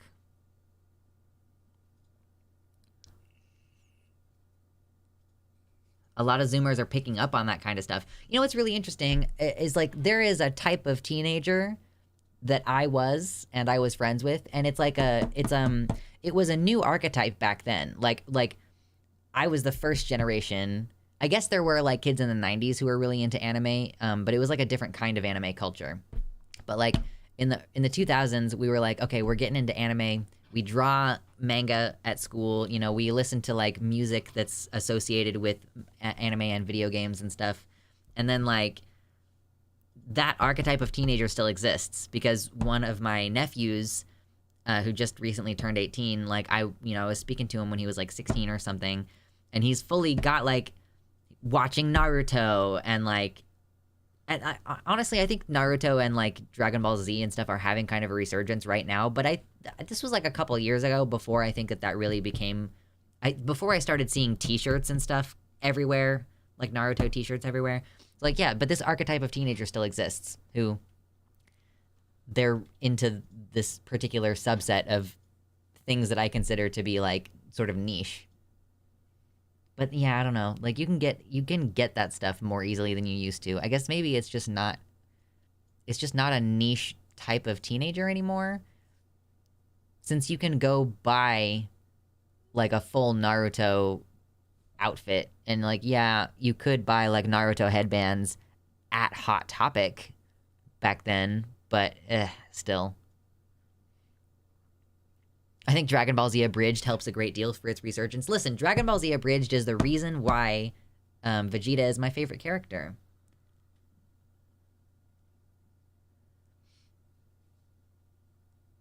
We are at a point in time where generations are blending together in terms of culture. True. I feel like we have Toonami to thank for the staying power of anime fandoms in the US. It made watching them cool. Yeah, because it was something that was really underground. Like you would have to watch something that some guy who was learning Japanese had translated, like homemade captions. Netflix is going to be airing a live-action Yu Yu Hakusho on December 14th. That sounds fun. DBZ Abridged is the only DBZ for me. Listen, I think it can be fun to watch. I've been enjoying some, like, we watched a couple of Dragon Ball Super movies recently, and those are definitely a good time. You know, Orange Piccolo, spoiler alert, definitely a lot of fun.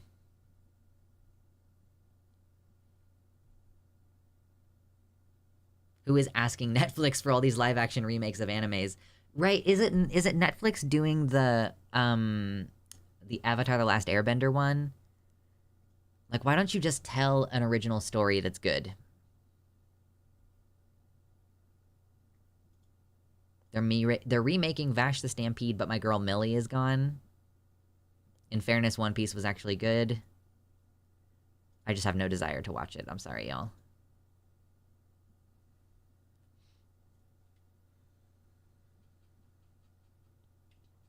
I have seen goth elders talk about the loss of underground stuff, like patches and homemade stuff, since now we have Hot Topic and other sources which are super commercialized forms.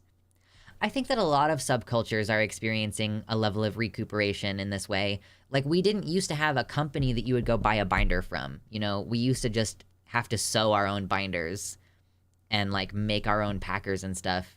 And it's really interesting thinking about, in that context, like, who is profiting off of this, you know? Is GC2B run by trans people? Who is ultimately getting all the profits at that company? Or, like, when you buy tucking underwear or anything else that's like trans specific that we used to make ourselves. So I can see that being a similar thing with goths. That's like, it used to be a subculture. It used to be undesirable to be goth. You would have to make your own stuff, or like you go to the underground show and get the patches, and like the band only made 50 patches ever, and then you have that, and it's like special, as opposed to like going to Hot Topic and buying your memes.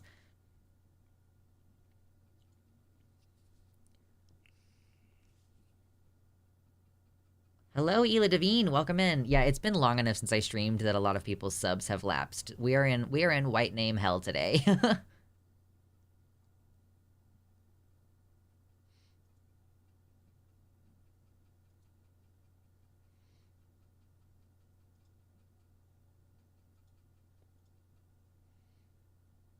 Rurouni Kenshin's last 2 movies were great. All 5 are worth watching. I read a lot of Rurouni Kenshin. I don't even remember if I finished it completely. But I read a lot of it. Yeah, it would also be cool if Netflix would not cancel things after 2 seasons.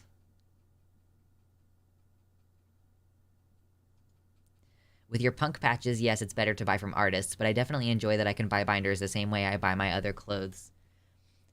Right. I do think that's a fair consideration to make, that you don't have to network and know someone and potentially out yourself by going to meet people in person in order to like make the connections required to then have someone make you a binder, or like have someone share with you their pattern and then you have to sew your own.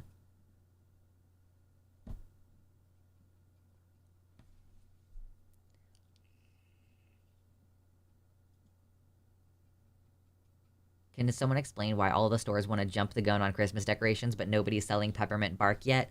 You can't buy anything peppermint flavored until, like, November 5th, okay? Remember the 5th of November. That's the day that you're allowed to buy peppermint. That's the day that we put pumpkin spice to rest. That's not true. Pumpkin spice and peppermint can overlap. They can coexist, but only during the month of November. You cannot have peppermint-flavored shit in October, okay? And the pumpkin spice has to stop after Thanksgiving. That's how it works.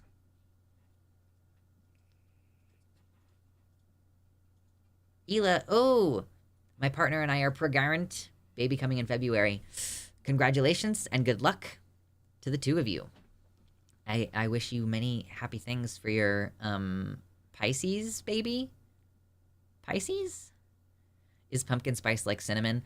Pumpkin spice is the blend of warm winter spices that you would put in a pumpkin pie or maybe a sweet potato dish in order to make it feel like autumn. So you would use like cinnamon, nutmeg, allspice, maybe a little bit of clove. Typically, am I missing anything? Peppermint, no, sorry, cinnamon, allspice, nutmeg, clove. I find pumpkin spice rather repulsive. Okay, I got all of, yeah, those are the 4. Those are the 4.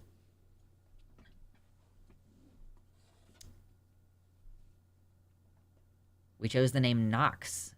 Oh, I was joking anyway, Ela. I don't actually care about astrology. Yes, Nox is a good name. I like that. Call me basic. I love pumpkin spiced muffins. It's good. I still have a can of sweet potato, so I should make like either a sweet potato pie or maybe just like some other sweet potato sweet dish. I do plan on doing Thanksgiving dinner this year, though. It's a little early to be thinking about it now, I think. I don't know, maybe I should plan that far ahead and figure out what it is that I'm gonna make. But I haven't had sweet potato in ages. It's yummy. Some of these pumpkin spice things cut corners and do just use cinnamon. My mom got these pumpkin spice biscotti and they were literally just cinnamon flavored. Oh, that's stupid.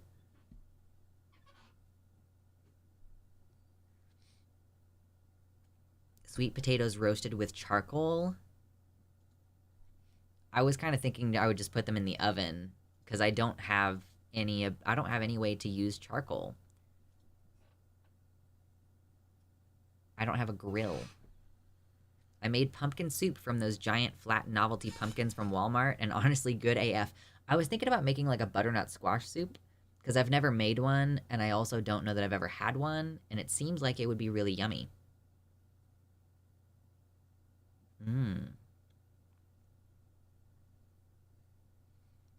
I also really love pumpkin spice. I did read a thing while back talking about how we shouldn't shit on pumpkin spice stuff because all the spices found in pumpkin spice are basically Native American spices. I mean, yeah, isn't that how it always goes though? That they gradually undervalue these things that are, You know, like, because dreadlocks, it's like a black thing. That's their hair naturally does that. And then white people start doing it. And it's like considered gross. I mean, obviously, like, white people's hair is different. And honestly, a lot of white people don't maintain their dreads very much. But yeah, like Native American spices have now been appropriated by white people, has now been associated with white women, and therefore is unserious now. Butternut squash would probably have more flavor than decorative pumpkins. True. Cinnamon is from Indonesia, though. That's a good point. Butternut squash is very strong flavor-wise, so I would recommend doing a 1-to-3 soup ratio of squash to potato. You're supposed to put potato in a butternut squash soup? I've literally never looked up a recipe for it. I was just contemplating the other day if I could make it. As a white woman, I can confirm we are unserious people.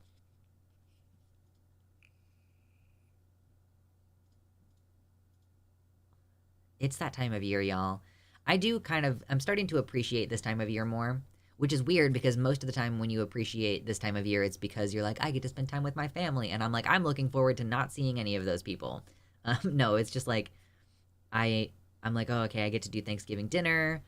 I really do like Halloween. Halloween is coming up. I get to, like, you know, decorate my little area with bones. Look at these cute little tiny bones. They're not even pretend. My bones are not even pretend. All of them are real. You know? Look at just so many tiny little bones. I even have more bones than that. That's just the ones that I've decided to put on this little table.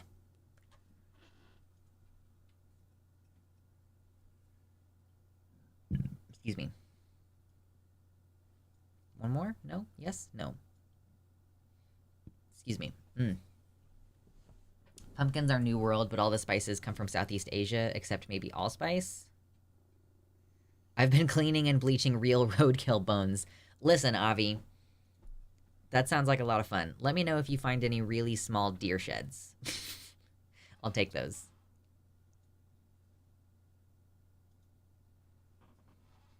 Oh, okay, so we were fed misinformation. All spices from the West Indies and all the rest originate in Asia. All my bones are real too. Take that, people with hip replacements. I can't argue with you on that. I once came across an ox skull. Ooh, that's exciting.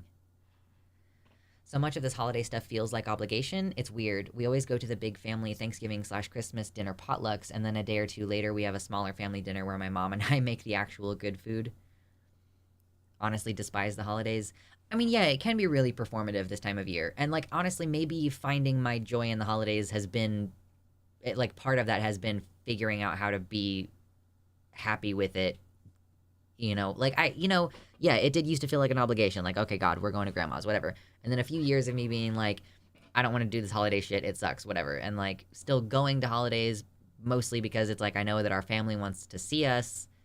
And then with COVID, it was like, okay, I'm not really required to be at this thing anymore. And I still want to maintain those boundaries. But now I'm like, okay, well, I made Thanksgiving dinner last year and it was awesome. Sometimes you just want an excuse to make some good food. Here's another thing. I do genuinely believe that it's really important to come up with reasons to celebrate and to actually make a point of doing a celebration like when events are happening. Like, I think that even if you just make up some bullshit, it just so happens that Christmas and Thanksgiving are pre-built holidays that you can just jump onto. But, like, I do genuinely think that having moments where you're like, I am just going to take a break and do something fun or silly today. I'm going to go to the pumpkin patch. I have $10. I'll go buy a couple of decorative pumpkins, whatever. Have the experience of going out to the pumpkin patch. Or, like, I went on a guided walk recently, just, like, looking at some of the local flora, like looking at some of the local fungi and plants. So I just think that doing stuff is important and, like, being present in the moment and taking the time to, like, stop working and, like, yeah, having a reason to celebrate. I found a cow skull while mushroom foraging once. I had it for years before my mom rudely threw it away. Why? It's so mean. Oh God, why is Sargon of Akkad in my? Why are you doing this? Oh God. So, let me zoom in a little bit on this. Let's see. A surprising amount of replies talk about Mexican food, which is hilarious. We are so good at putting slop on a tortilla. What do you say about that, Frenchie? Is posting an L. Nobody outside the US or Mexico cares about Mexican food. I like Mexican food. It's good, but if that's what you're bragging about, you've lost. Sorry. I mean, to be fair, Mexican food, or at least the American experience of Mexican food, is basically like, we have the same 5 ingredients and we're going to put them in a different container. Like, I will say there is that. Matthew Iglesias says, the one thing that can unite America in this age of hyperpartisanship is dunking on PEG's food takes. I do think Mexican food is yummy. And then, of course, Carl says, Mexican food is absolutely atrocious, though. The chilies are there to hide the taste of poor quality ingredients, not enhance the flavor. Of all of the culture's foods that you could talk about this way, like, frankly, like, I think that Thai food is much more deserving of this particular criticism. Like, the chilies are there to hide the taste of poor quality ingredients. Like, no, literally, like, the spices would cover up the smell and taste of kind of bad meat in some cultures, like a couple of Asian cultures where, like, Thai food is delicious, yes. And if you get it in America, it's made with fresh ingredients, you know? And of course, every culture has tons of different dishes. Yeah, he's a Brit, man. He's got no right to criticize. I've never even had real Mexican food, though. Like, I've had Tex-Mex, and I've had allegedly authentic Mexican food at Mexican restaurants, but it's not the same. Like, I don't live in California. If I lived in SoCal and I was going to, like, Mexican-owned food trucks or something, then sure, I could say that I've had something approximating actual Mexican food. But no, I was actually just thinking recently, like, wouldn't it be kind of cool to make an authentic style taco?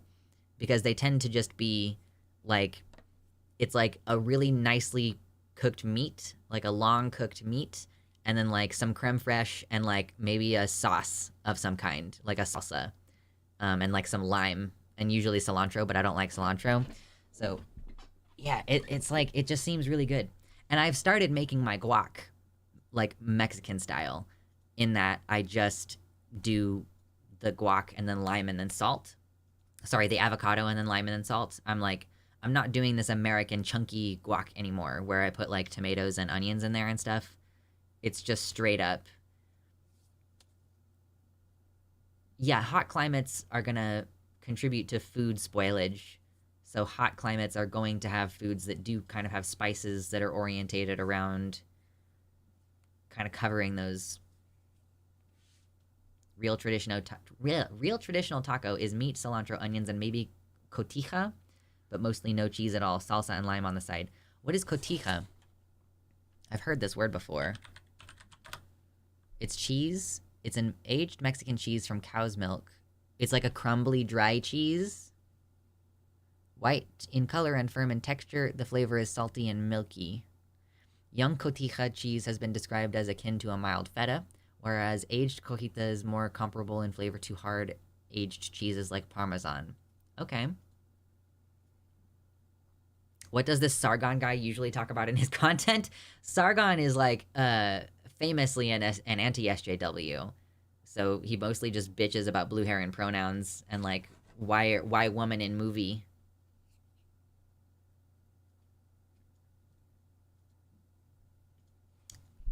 Soy boy. Hey. Soy boy. We're talking about the historical development of the recipes and the fact that, yes, there's refrigeration now in Thailand. I'm sure that the food is fresh in Thailand now, but for how many hundreds or thousands of years were the recipes developing? And they didn't have access to, like, refrigeration, you know? Have you ever thought about why some cultures have really, really salty meats? It's like a carryover. It's like how, like, the width of cars and roads to this day is influenced by the spacing of, like, the wagon wheels in ancient Rome, you know? That's what that's all I mean. I love cotija. It's the cheese you add to esquites. I've never had esquites. White in color and salty in taste. But yeah, I don't like cilantro, so I was thinking, like, maybe I should make some, like, really yummy chicken lime tacos someday. Who said it? Someone said, oh yeah, Ela, I live in SoCal, and yeah, real Mexican food is amazing. I know. But the problem is, if I eat real authentic Mexican food, it is without question always gonna have cilantro on it, and I just can't with the soap. The hot peppers be from America. Yeah.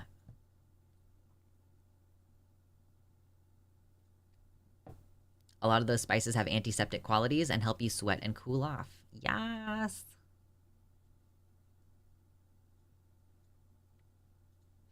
We could have had a motorcycle dominant society. I don't think that would be a good thing necessarily. I don't know. Oh, to live in a place with safe public transit. Like, I love those little, you put a quarter in the thing, you rent the scooter. Americans are masochistic with their hot pepper breeding. I'm not gonna argue with you on that, Flo Peggy. I am a huge fan of the concept of hot peppers. I'm not always able to tolerate the taste of them, like the hotness, but I definitely have more of an appreciation for it. I love jalapenos. They taste good. They're good spice every time. I had some salsa last night that was not very spicy, and I was like, I'm kind of missing the spiciness in this.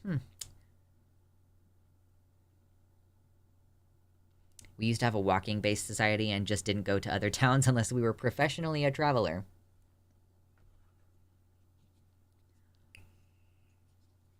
What if cars were usually only one row of seats? One row of 3 seats with the driver in the middle. I thought you're a really wide, short car. It's a chode car, right? It would be genuinely fascinating to see how chilies and tomatoes got so widespread. They are new world foods. I remember an old episode of Iron Chef where the Japanese chef who had, like, not had exposure to chilies yet, like, the chilies were the main ingredient you were supposed to use, and he had to, like, eat them and, like, immediately spit them out just to, like, get the flavor profile, but like then getting hit with the heat, and having never cooked with them before, he had to try to do it. In North America, the spicy is either nothing or diabolical madness. There are plenty of in-betweens. Okay, we got a lot of different hot sauce options.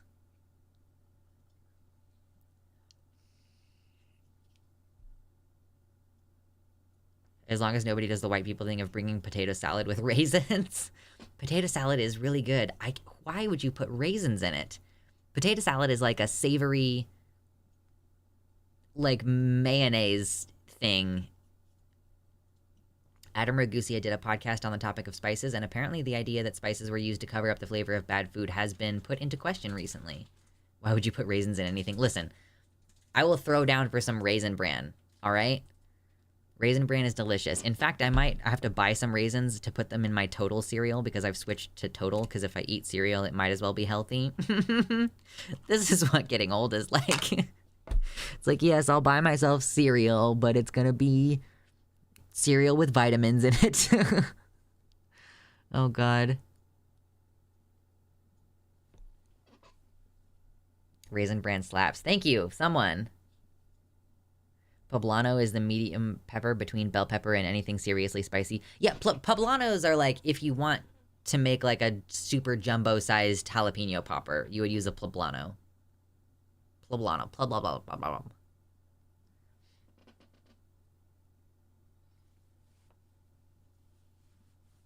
I never understood the appeal of cereal. I think it's yummy. It's so expensive lately. Has anybody tried to buy cereal lately? It's like $6. I was like, why? It's literally like doubled in price. Like, I used to buy cereal for like $3. It's crazy. Cereals are expensive and not nearly tasty enough for that many calories. I don't know. I mean, it's like, again, I enjoy Raisin Bran. Like, I'm not a typical cereal consumption person. Don't use a poblano, use a hatch chile. Poblanos get bitter unless they're roasted and peeled. Also, hatch are bigger. Okay, so hatch peppers are bigger than poblanos. I priced out of cereal a long time ago. I know. Food prices shot up since the Ukraine war. I mean, they'll say it's because of that. Or I guess, yeah, there was a wheat issue, right? Because actually Ukraine exports a lot of wheat. So if there's like bread shortages and stuff, it could actually be because of that.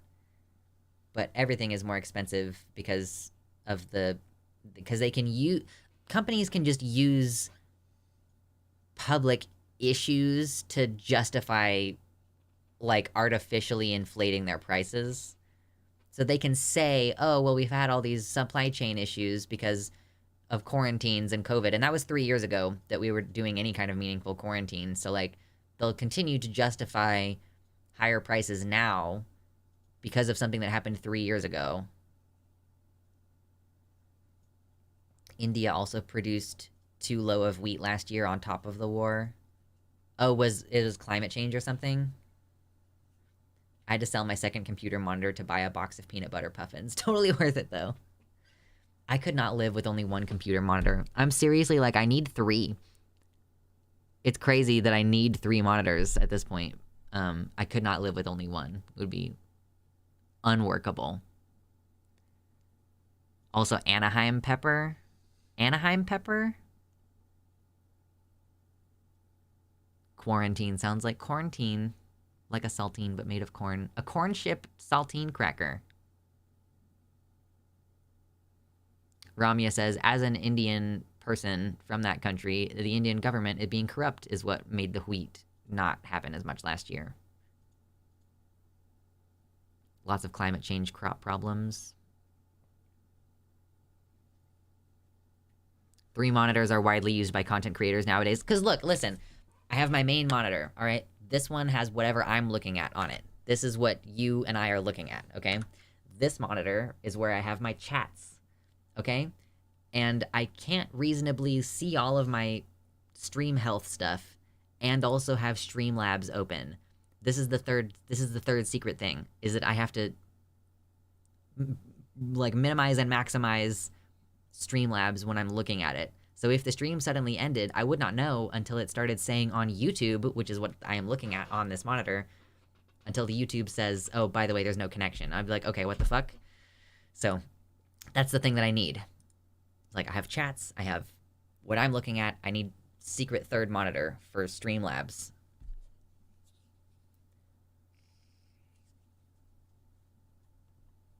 Climate change is going to be fun. Need to move out of SoCal before we completely run out of water. Yeah. There's only a few places that are not going to be pretty heavily impacted by climate change, so... Oh no, why is there a gnat? No, get out of my oranges, gnat. No, come on, go away. Gross. Anyway. We're looking at Chicago. Yeah. I had a friend of mine kind of talk me through what are the different, like what are the different areas around Seattle. I'm like, where is stuff around here? I don't know where anything is. Where do the rich people live? Like, okay, well, the rich people live nowhere near the 2 fucking airports. Okay, that makes sense to me.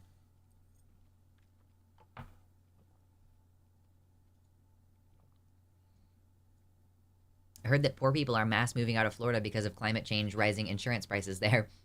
I do know someone who's currently selling their house in Florida. I'm not sure what the specific reasoning is. Don't worry, the US will have water until at least 80% of the global south loses water because we'll just steal it from them. I mean, water is really hard to transport in large amounts. It's so heavy. It's mostly just rich old fucks staying in Florida and everyone else is fleeing. Fair.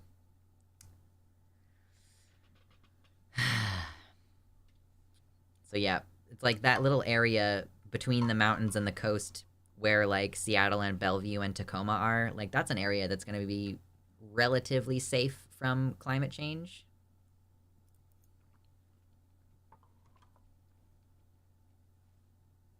Pipelines, not just for oil, but they like where are you going to build the pipeline to or from?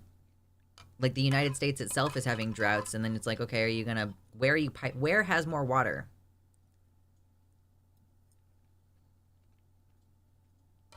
Just gonna finish eating these oranges really quick. Okay, done. It's tough to steal water, but we will do it because it'll be more profitable than stopping fossil fuel usage. Yeah, I mean, I guess however you can do it. Cotija cheese. Never had cotija.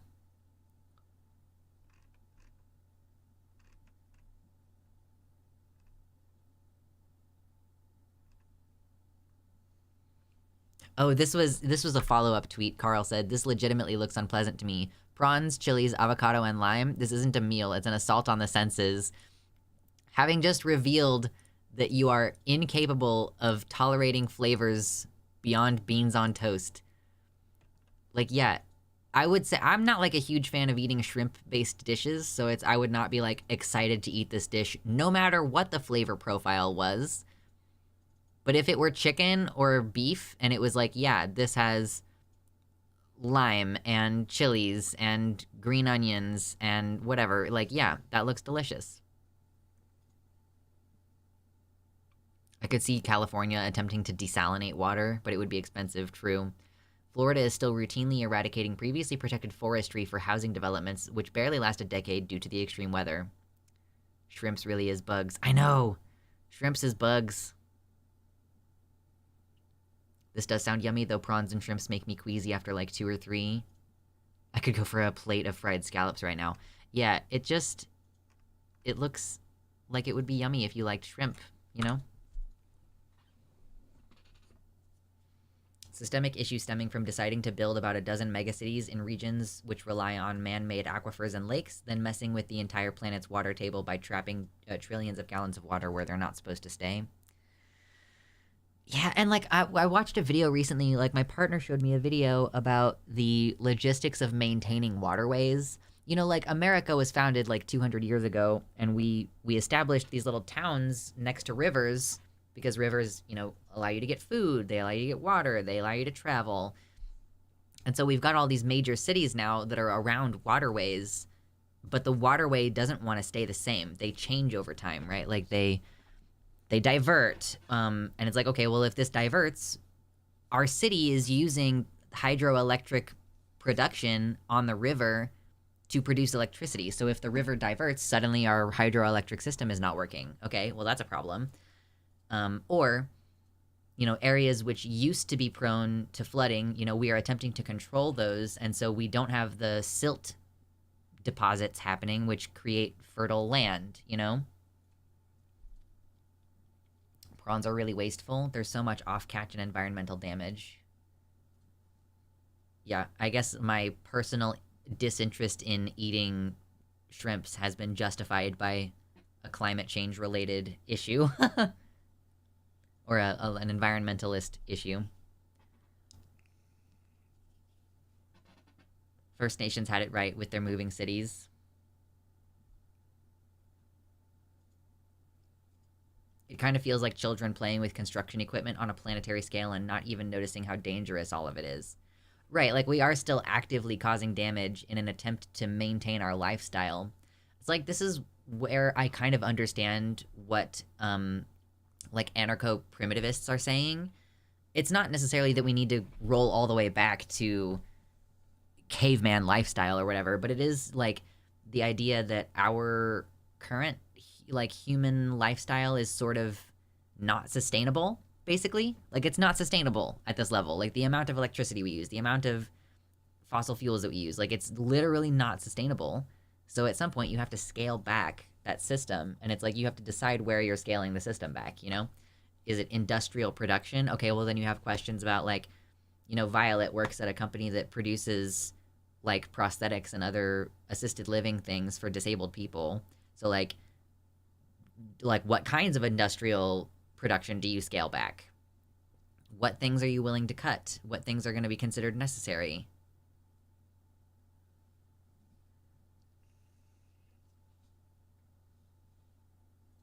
Don't worry, the Supreme Court has taken jurisdiction over the water systems of the U.S., and they say wetlands can be bulldozed as long as they don't connect to rivers on the surface, contradicting decades of EPA policy backed by extensive research. Truly. I'm really annoyed by that. I do hope that states up their protections for wetlands because, like, Kansas has some wetlands that have been purposefully developed in an attempt to, like, reestablish the kind of like ecology here that used to be more widespread. It wasn't just plains, y'all, in the Midwest, like in Kansas. It's not just the plains. We have wetlands here. Like those grasses hold on to a lot of soil, and like a lot of water gets retained because they have extensive root systems.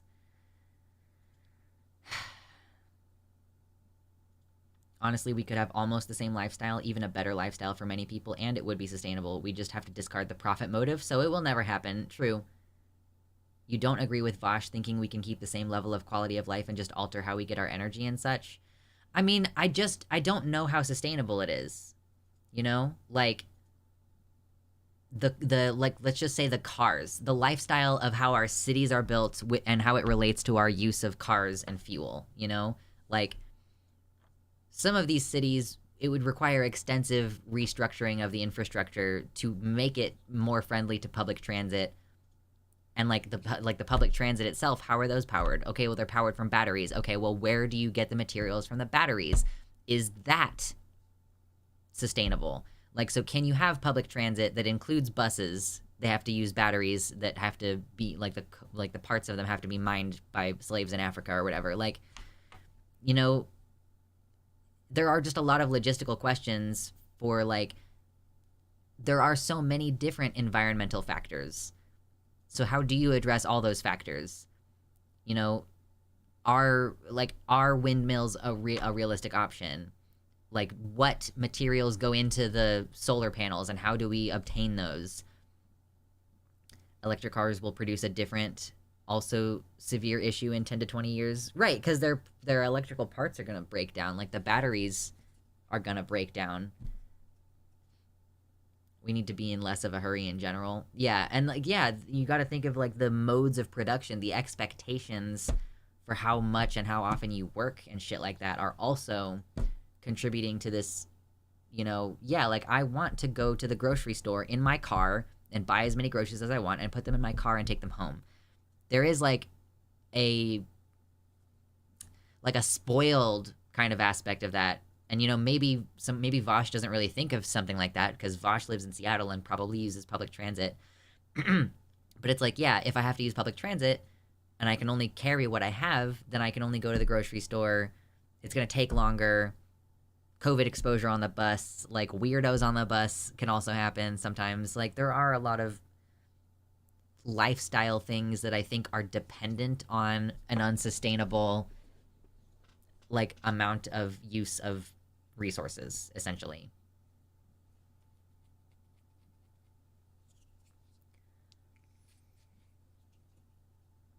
We could still have most of the things we like if we were to cut down on waste.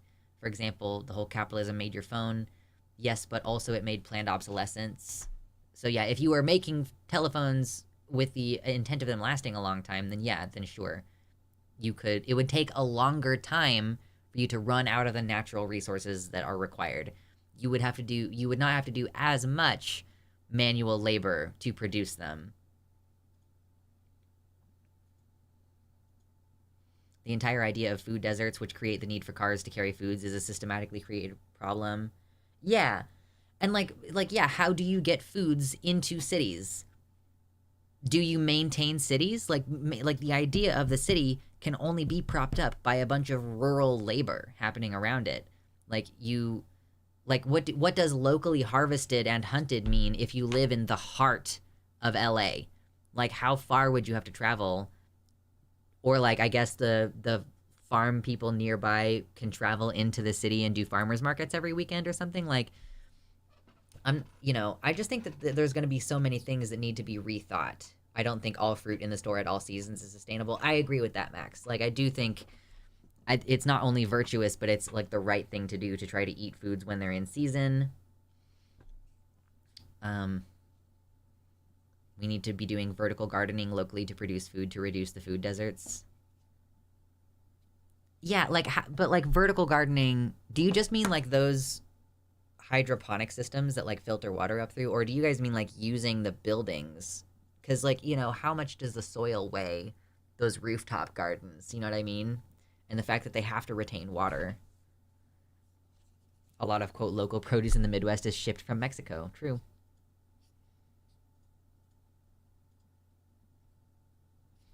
Excuse me. Oh my god, excuse me. Also, it just tastes better. Who even likes out-of-season fruit?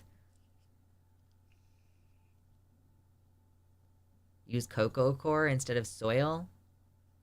That only works for some plants. Cocoa coir is like really, it's so airy.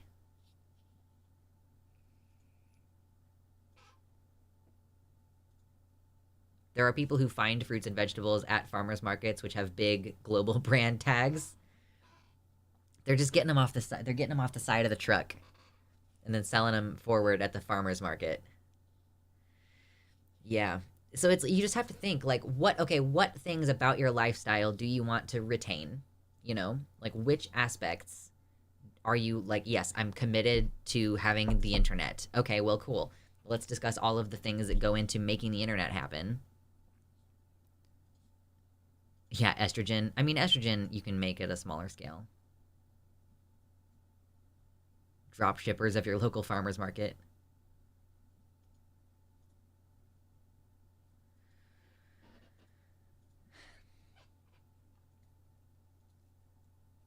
Like, I just happen to not think that a lot of our lifestyle is sustainable. And like, I don't think that we're critical enough of the way that we got to this point about our lifestyle. You know, like I know that it's not a very popular opinion even amongst you guys, but I will say that I think that going to a restaurant is fundamentally a way to LARP having a servant. Like, and it's not even just having a servant, it's LARPing having an entire team of servants to do something, to do all this labor for you without you having to see it, you know? Like,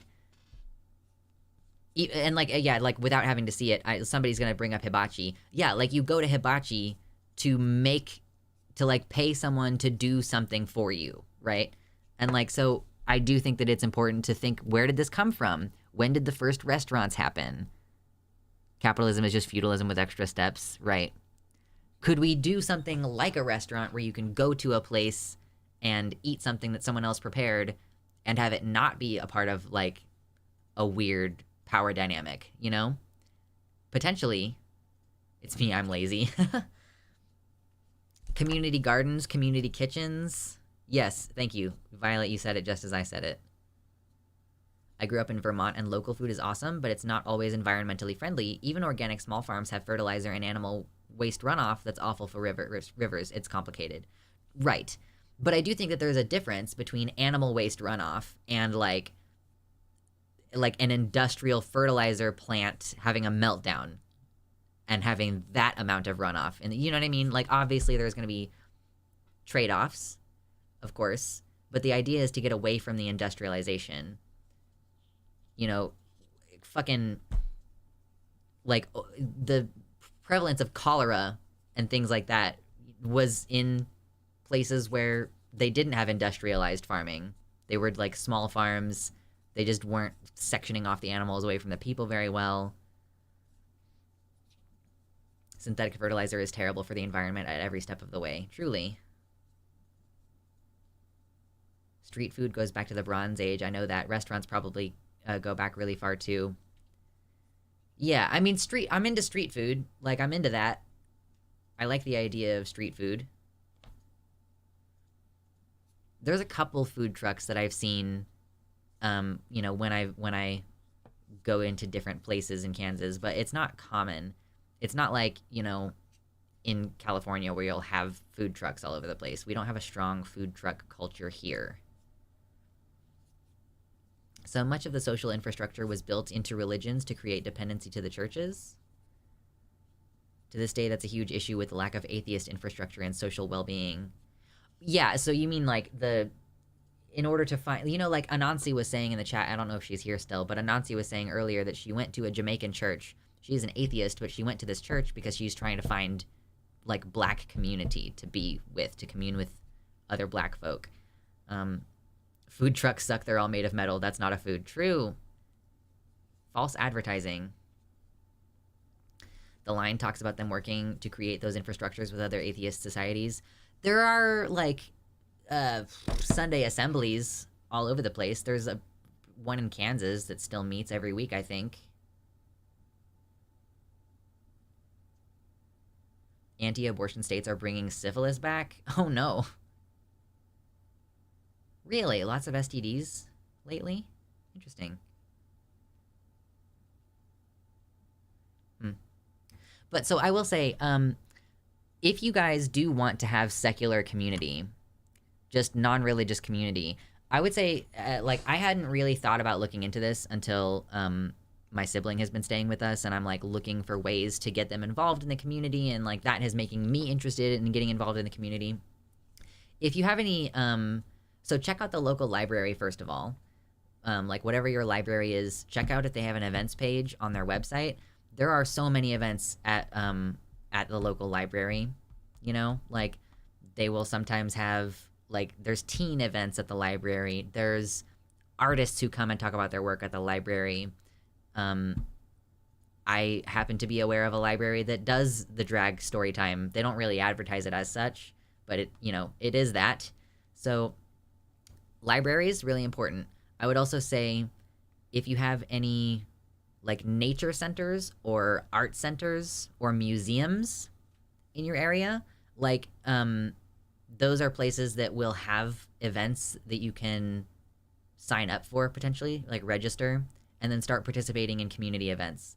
Like one of the places that I was looking into, they have like certain times, it's actually, it might be more like the Kansas Nature Society had this thing where it was like you can go to a park and bring your own gloves, and it's an event where we all try to pull out this invasive plant to try to protect native wildlife, you know, and obviously that's physically laborious. So maybe instead you want to go to like, I'm going to be going to like an insect pinning class workshop thing, and just like consider if you have a little bit of money, like contributing to your local community in that way, paying $5 to go join a guided tour of a local like nature preserve. I appreciate you noting the importance of public libraries. They offer so many educational and community resources that are often overlooked. Yeah, the library that I go to has an event that they do every once in a while that's like repairing your stuff. Like, we cannot guarantee that your stuff will be fixed, but, you know, we'll come and we'll try to fix it. Like, if you need clothes mended, if you have an old radio that doesn't work. They also do classes that are explaining, like, Civics 101 stuff. Like, local libraries are awesome. And from there, you can probably find other things. Like, yeah, is there a local, like, volunteer group that I could join? Is there a local community garden that I could volunteer at, or that I could, you know, is there a local community compost where I could take my my food scraps to, right? Like, those things are secular means of getting involved in your community. Yeah, exactly. If libraries didn't exist and they were suggested today, they would be called communism and widely denounced. I volunteer for my local craft supply thrift store. They host classes and events on top of their thrift store stuff. That's a great idea. Like a local craft supply thing. My local library allows people to borrow actual objects, such as cooking supplies, instruments, and electronic supplies. Ooh, I should check if my library has an object loan, because I want to rent a cello so bad. I actually just want a cello, but, like, I don't really have the space for that. I go on hikes every weekend. Any hike-loving queers, DM me. I'm not going to travel to Texas to hike with you. But it's tempting. The same reason why local coffee shops are often just a social community building organization. Coffee shops being destroyed by Starbucks has been a huge issue for unions. The destruction of local restaurants and meeting spaces are increasingly removing spaces that people can organize safely. I think there's a workshop sort of affair in my library. I haven't really checked it out. I mean, it's good. It'll not only allow you to develop skills, it'll allow you to meet people. You know, it'll allow you to broaden your horizons. Like, it is really, like, there are still opportunities. Maybe if you live in a super tiny community, then there aren't that many opportunities. But literally, if you have a public library with any amount of actual traffic, if there is, like, a high school, there's probably going to be some kind of community resources because people want high schoolers to do stuff, you know, like.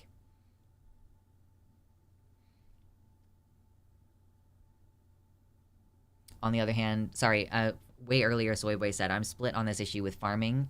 On the one hand, I agree that larger farming is can be more harmful, but on the other hand, I wonder if you did it right, that larger farms would be more efficient with water and transport costs.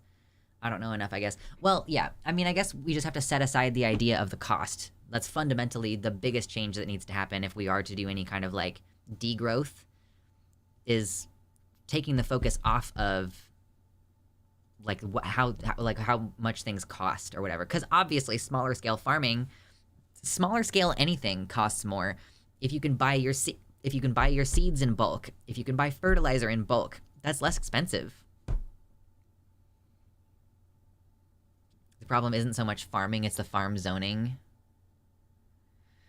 Yeah.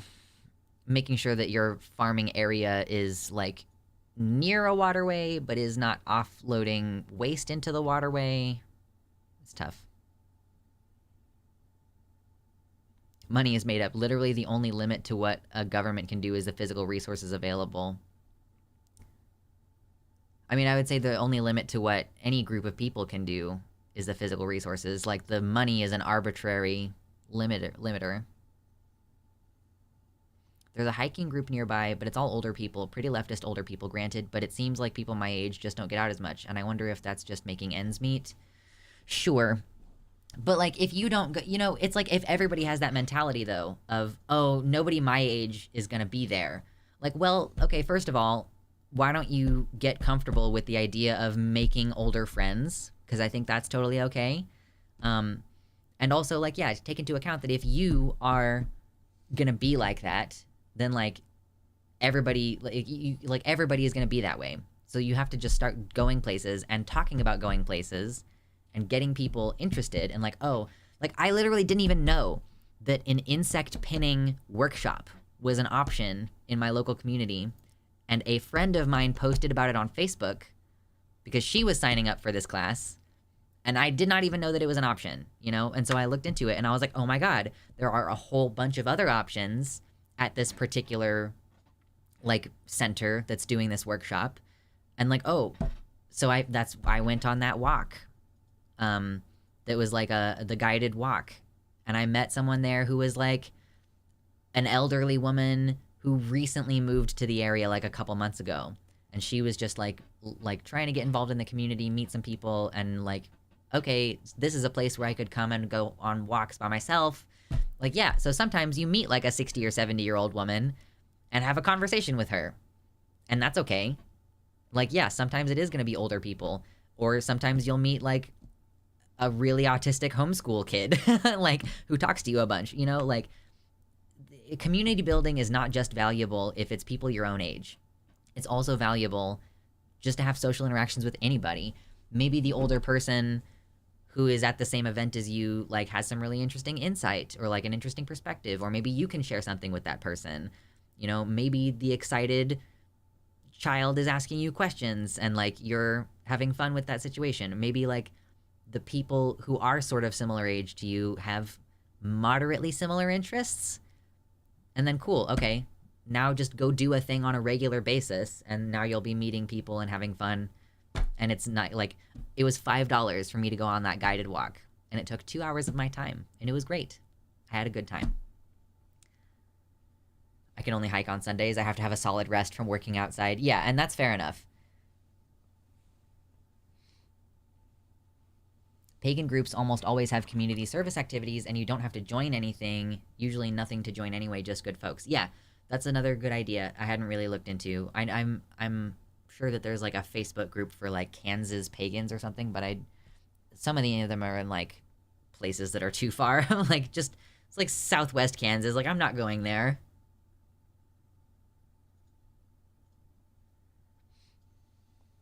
Oh yeah, children can excitedly ask me questions, but when I excitedly ask children questions, they say things like, hey, get out of this kindergarten class.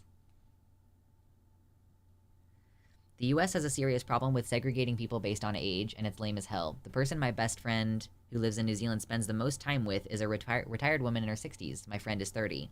Intergenerational social engagement is so important for human development. I truly do really appreciate all of my older friends.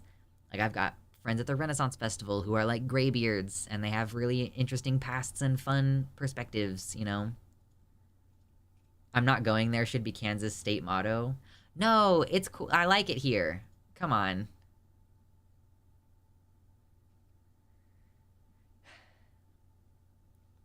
Does not help that landlords often have the ability to restrict certain uses of the houses they own and use their financial power over renters to discourage friends visiting, let alone organizing meetups. Yeah, like, I've signed lease agreements before that are basically like, you can't have any visitors staying at your house, at your apartment, for longer than 2 days. Like, if you have any visitor longer than 2 days, you need to contact the office, and you might have to pay a fee to let someone stay with you for longer. And that's only one person, you know?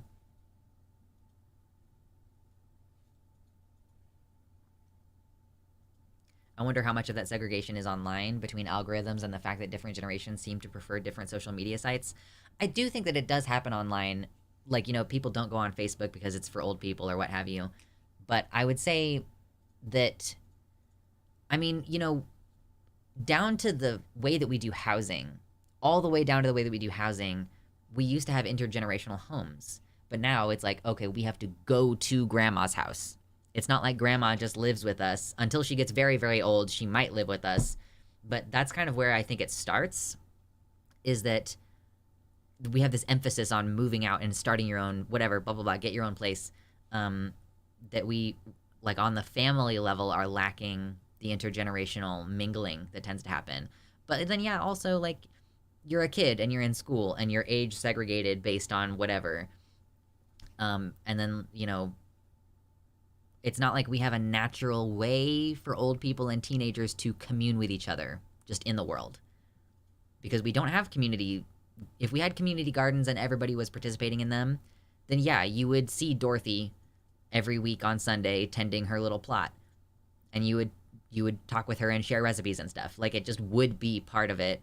And we just don't have whatever infrastructure would be required, whatever social infrastructure would be required to have this. Traditional farming is still better ethically. Yeah, I think that's fair. My great-grand-aunt moved in with my grandparents when she was too old to take care of herself. She was really mean, TBH, and nobody wanted to be around her. Fair enough. That's fair. Social media in general is the corporatization and monetization of social activities, while using that financial control to restrict or shadow ban any discussions that would be potentially harmed, that they would be harmed by, such as union organizing. In a way, the destruction of Twitter is also the destruction of tools for organizing. I mean, didn't Elon say that explicitly? He, like, bought Twitter because he thought that Twitter, like, radicalized his daughter into being trans, and, like, not just trans, but also like an anarchist or whatever. Like, oh, communism. You know, it was, I think, a deliberate attempt to disrupt a space where people are able to organize. The ability to get your own place. Okay, I'm not saying the ability to get your own place. Obviously, if you're in an abuse and toxic situation, you want to get out of it. But the fact that it's pressure, there's an expectation. You move away for college. Like, oh, do you still live at home? Like, do you still live with your parents? Like, there's this expectation that you have to move out. It's not like the status quo is like, oh, it's, you know, currently the status quo is you're being pressured to stay at home and live with and support your parents and help them afford their bills. Like, no, that's like the abnormal thing to do is to stay home. It's expected that you move out. Because if you're expected to stay, then yeah, that's like a contribution to the abusive dynamic.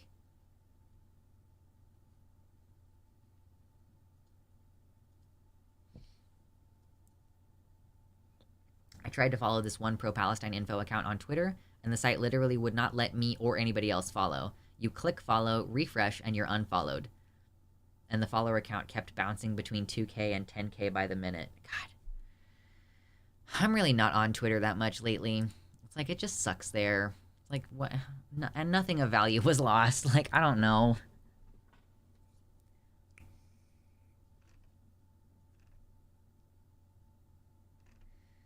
Oh, gosh. Is anybody else looking forward to winter? I'm actually really looking forward to winter this year. Like it's like what I don't want is for it to be cold in my apartment because I really don't like feeling like I am obligated to wear sweats. I want to have the option to wear a normal amount of clothing and not feel too cold. You need some brainworms for spice. I know. I'm entirely too healthy.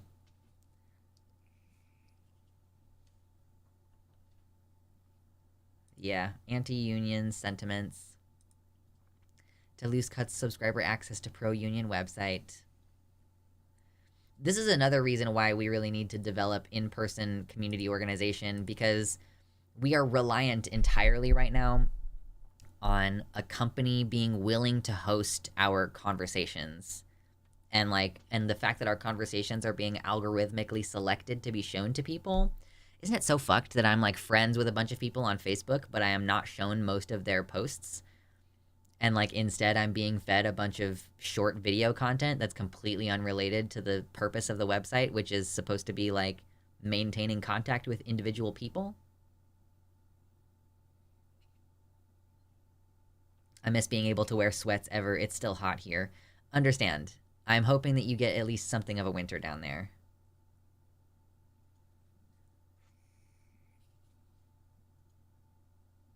I prefer winters to the summer. I am somehow really sensitive to heat, and also my skin is very sensitive to cold. Like my internal organs, sensitive to heat. My skin, very sensitive to cold. So that's the line that I have to navigate there. We might get another freeze, which kills a bunch of people, so there's that.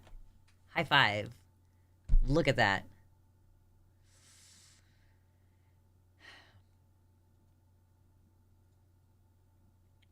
YouTube algorithm is also weird these days. It almost feels like they're trying to combat echo chambers by subjecting normies to extremist content. Please, YouTube, select my content as extremist and start boosting it to normies. Please. I get chills all the time, and I get heat stroke easily. I think once you fuck up your ability to handle temperature, like I think it just stays fucked on both ends. Watch care at home? What is this? Okay, well this website doesn't want to load very much.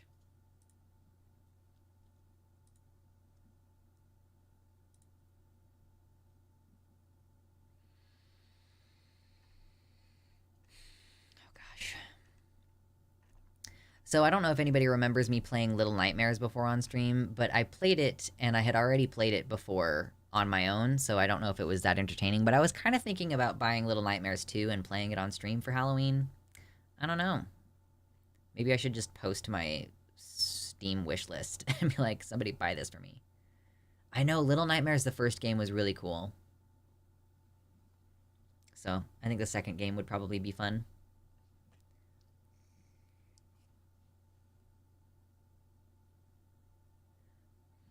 We are 3 hours into this stream, by the way. If you're just coming in, feel free to hit the like button. We're chatting about all kinds of different stuff today. Keep an eye on Epic Games. They keep giving away games for free. I don't have the Epic Game Store, and I don't want to have the Epic Game Store. I am a Steam user. I accept that Epic Store has to exist in order for Steam to not be challenged on its monopoly. But I am a Steam user on the PC. That's how I play games. I have a Switch. Where is my Switch? Oh, my Switch is behind my computer monitor. I haven't played Zelda in like 3 months almost. Lo, Agamotto, welcome in. Greetings and salutations. I just use desktop shortcuts since I have games on like 11 platforms. Yeah. I don't want to have a bunch of different platforms installed on my PC. Like, it annoys me if I'm trying to play Assassin's Creed 2 and I have to download the entire separate thing. You can add your free Epic Games to your Steam library, but I have to have Epic Game Store to get the thing. True, Mama. I cannot disagree with you. Oh, gosh.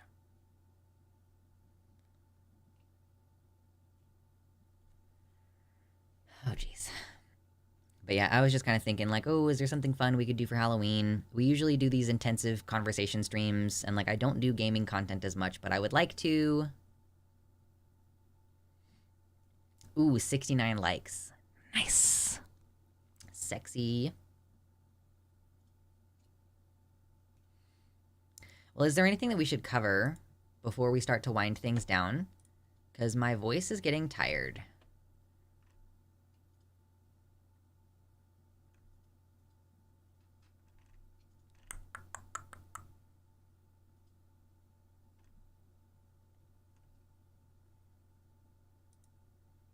I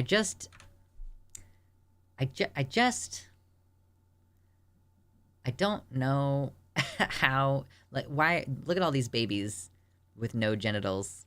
These ghost babies with no genitals. Crying, aborted babies. I think this is AI generated. Yeah, Jack said conservatives using AI to make images to fearmonger to other conservatives. Yeah, that's pretty good. Anyway.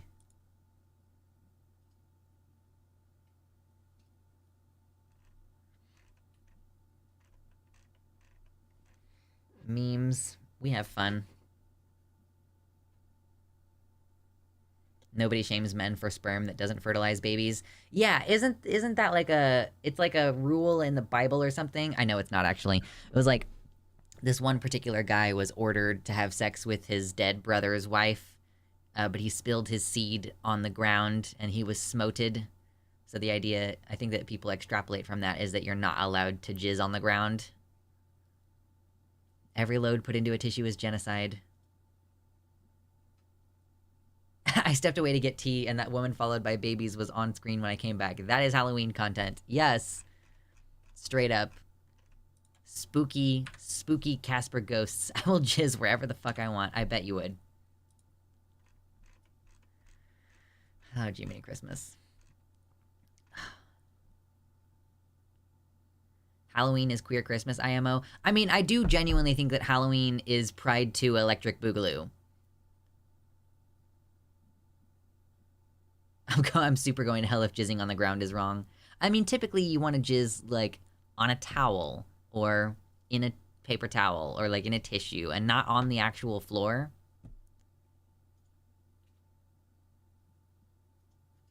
But yeah, if you're going, then I'll see you later.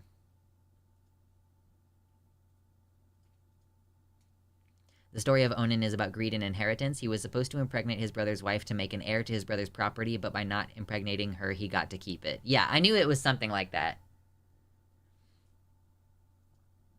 What's up, Helg? Yeah, so this guy was ordered to have sex with his dead brother. Great first words to hear when entering a stream. Mm-hmm. And baby squid. People showing up multiple hours into the stream. Lovely.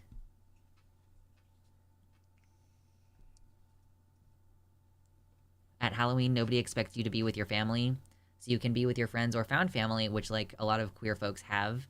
Also, the relation to monsters and scary things as outcast from mainstream society. Oh, I need to get up on my little soapbox here, okay?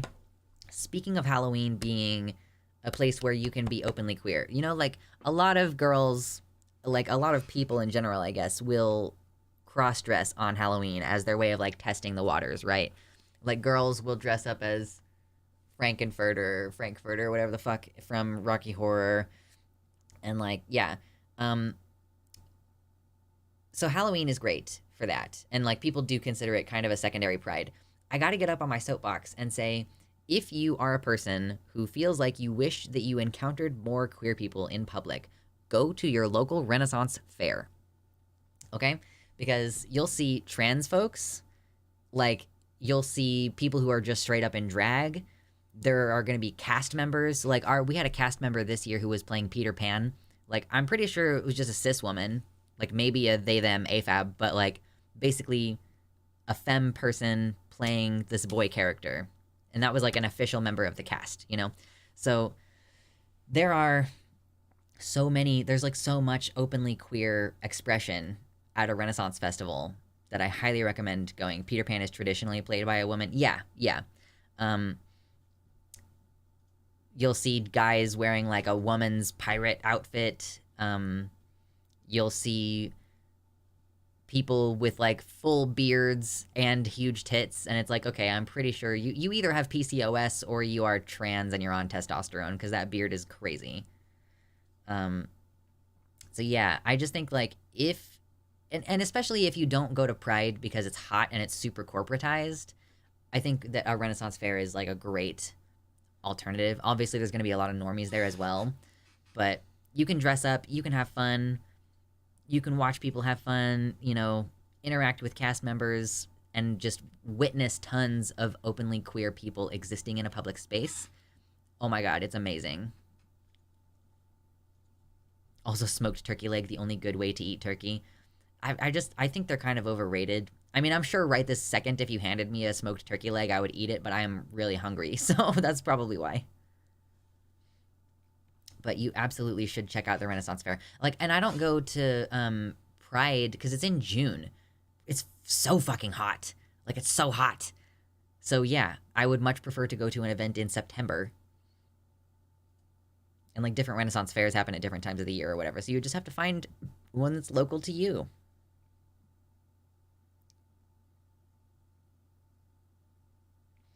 People told me they didn't see any signs because they assumed I would have cross-dressed as a kid, when in reality I didn't feel safe even hinting I might be trans when I might be kicked out of my house if I came out. I would love to go to a Ren fair when there isn't COVID death still. I would say, like, I would say that you can go to a Ren fair if you wear an N95, you're gonna be fine. You know? I recently bought some of those 3M brand ones that, like, unfold, and they fit really nicely. Are you hungry enough to eat a haggis right now? I don't think so. Also think it's kind of illegal.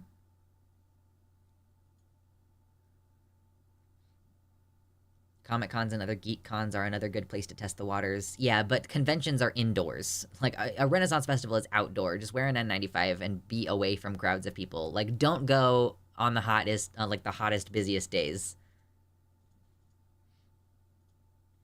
Let's go get a Philly cheesesteak or chicken fingers. I'm sure I'll eat eventually. I think for dinner, I'm just gonna do like chicken and some really awesome roasted vegetables. Some cons are outdoors. Sure. I wish we had Ren fairs in Sweden, but all we have are medieval fairs, and they are for history nerds instead of fantasy nerds.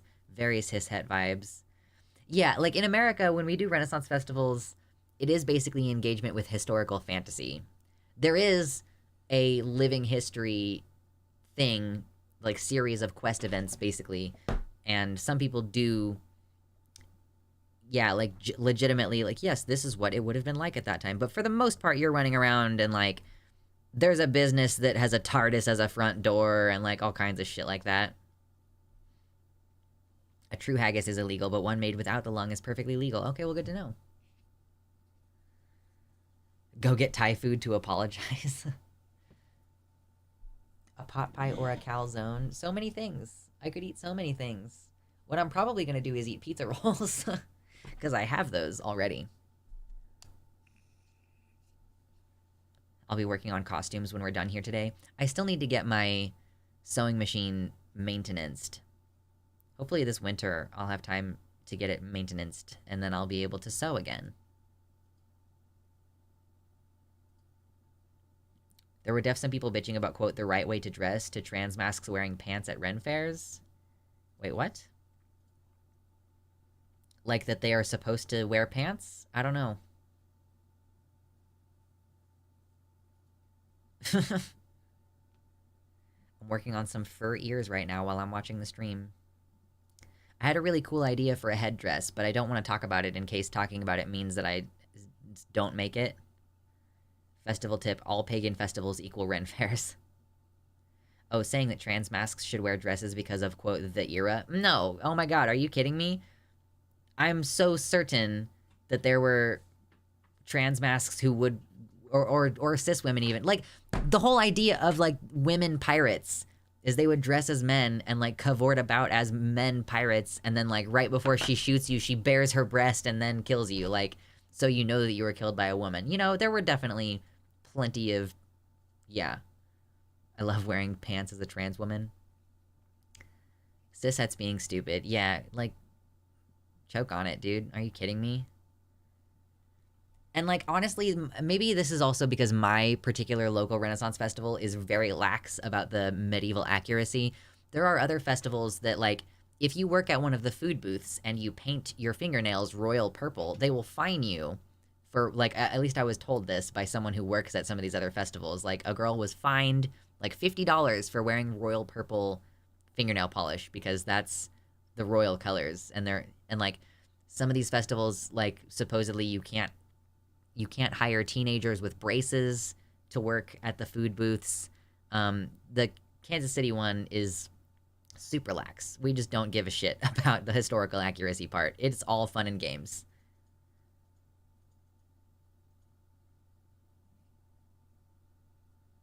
Yeah, agree. Uniforms in general are stupid. And I also think that cracking down super hard on what people wear at the Renaissance Festival is part of the corporatization of Ren fairs, which were originally founded, like the first Renaissance fair was conducted in 1963. It was organized by a former teacher who quit her teaching job because of HUAC and the requirement that public school teachers must pledge their loyalty to the United States government. And she ended up starting the Renaissance Festival, like, partially as a way to help her actor friends who couldn't get work because they were also allegedly communists. She, like, was helping them find work. So, yeah, the original Ren Fair was started by people who were accused of being communists. I worked at a historical reenactment site for a couple summers. They were very clear to say it is not a Ren Fair. It's trying to faithfully recreate a 14th century English village. Isn't there one like that in Seattle? Silent has mentioned it to me a couple times. There's like a medieval town. And like I looked at their website recently and they're like they're looking to hire a full-time carpenter. Like, yeah. It's a totally different thing than a Ren Fair. Camlin, yes, Camlin. Even the despotism is historically accurate too. Yeah. It's a totally different vibe. Something that's trying to faithfully recreate versus like the Ren Fair where it's mostly just to have fun and do shenanigans. We are all about the shenanigans here.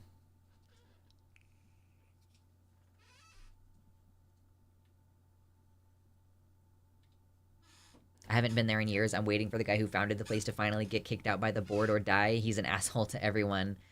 Yeah, a lot of folks are really frustrated with the ownership at the Kansas City Ren Fair because a lot of money is going into some, I guess, some lawsuits. And so they are, charging a lot of money and creating more and more special ticketed events during the day that you have to pay extra money for on top of paying for the ticket in the first place and on top of paying for all the stuff if you want to buy anything or eat food.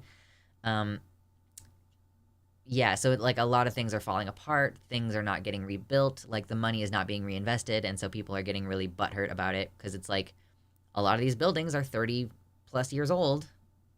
And at a certain point, it becomes unsafe. What earrings do I have? My earrings are, they're rat jaws, basically. I guess I could take one out.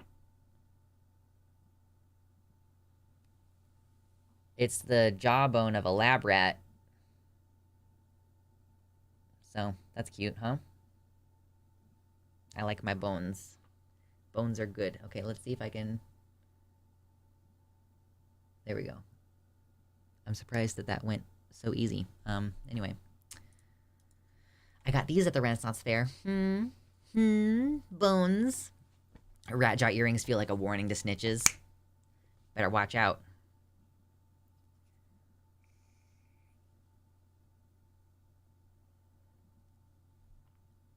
There were these horror traditional school field trips that would basically make teachers roleplay as child abusers in order to teach kids the, quote, history of older schools.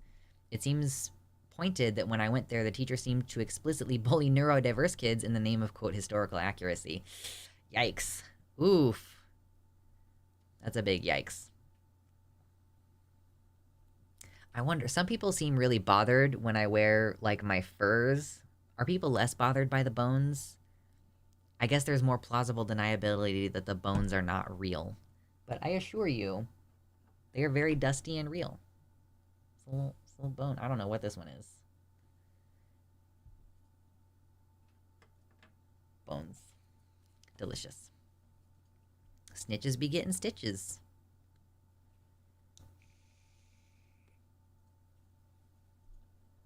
Well, I'm sure... So now we're back on the regular streaming schedule, by the way. My plan from this point forward is to do my best to maintain the 3 times a week. Although, yeah, I'm trying to figure out what's going to be like a sustainable level for me, given that I have like a lot of other responsibilities. But I'm going to do my best to stick with the 3 times a week. Or maybe I'll renegotiate my schedule and I'll decide that 2 longer streams is going to be better. Like, I don't know, like Wednesday night and Saturdays or something like that. But, because like I often get so tired after like the first 3 hours. So I got to figure out how to stream longer, or something about the schedule needs to... Yeah, there's something about like only having 1 day off most of the time. It's like, oh my God, it's like it's fucking stream day again. Oh my God, dude. Absolutely gonna keep the Sunday stream. I love Sunday streams. Bones don't have to mean you killed something. My ex used to take roadkill, let it decompose in the garden, and then clean the bones for jewelry. I guess they're kind of... Yeah, it's hard to get furs that look good if the animal is already dead. You would have to kind of kill it and then take the fur. I might need a map too.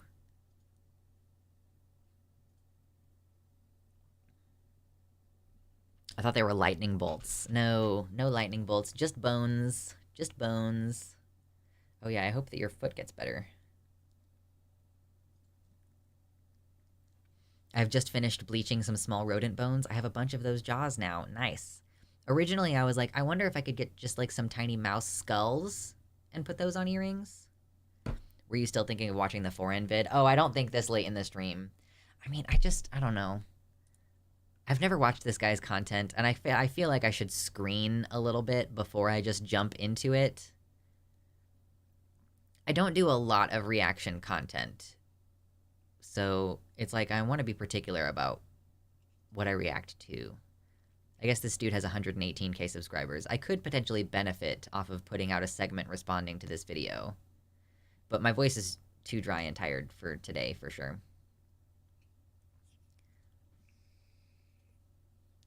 Oh, so I had a fun realization recently. So I'm a druid. Not like religiously, but I mean, it was my class in World of Warcraft, and I have all these pagan beliefs about like nature and spiritualism related to that. But I also have like this weird obsession with death, and I'm really into like bones and furs and mushrooms, right? And so I Googled recently, I was like,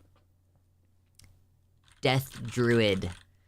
And Google said, hey, there is an entire thing that is that according to D&D.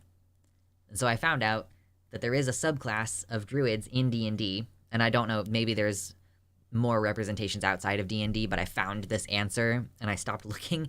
But it's like the subclass called Circle of Death Druids. And I was like, man, that almost is... It's like, except that Circle of Death Druids believe that it's their role to accelerate the process of things dying in order to use that energy for whatever. That was such an ADHD moment. It's not! I'm talking about the bones! And I was thinking about my outfit at the Renaissance Festival and the fact that I have a bunch of bones and furs. So yeah, no, Death Druid is a thing. You can be a nature guy and also a weird, obsessed with death guy. It's fun. Don't question the ADHD moments. Exactly, yeah, death is neither good nor evil, it just is. Death is a necessary part of the ecosystem. So if you like nature, then you like death.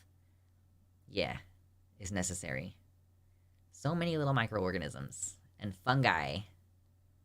We love a fungi.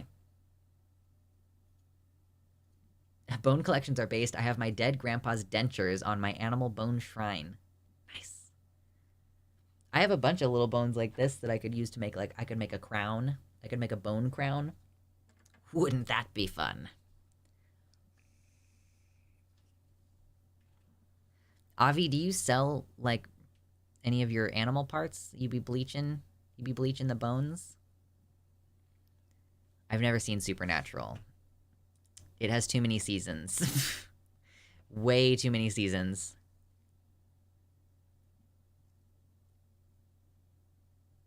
Yeah, I know you sell your human parts. If you were a pet, you could sell your animal parts too, I suppose.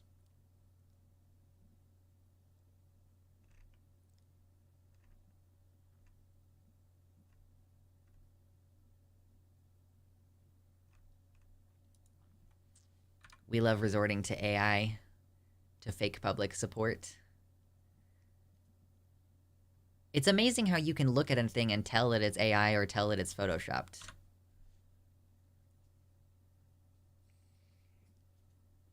Supernatural has way too few seasons. Sure. Just watch the first and last episode of Supernatural. That sounds reasonable. Not currently, because I just started doing this a few weeks ago, but I'm definitely considering selling them. I think that you could definitely, like... I know that there's places on Etsy that sell bones, but you could probably just start your own website and, like, sell stuff on your own website.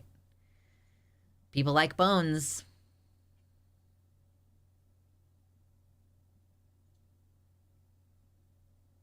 I used to think I could tell, but realized quickly that I'm bad at it, mostly because I'm used to surreal art that looks realistic but is photoshopped. I have a raccoon lower set of earrings I made. Those have got to be, like, several inches long. Raccoon? Oh, that sounds cute. Bonesforbucks.com. Oh, no. Is this going to be porn? Okay, well, it's not a real website, apparently, so...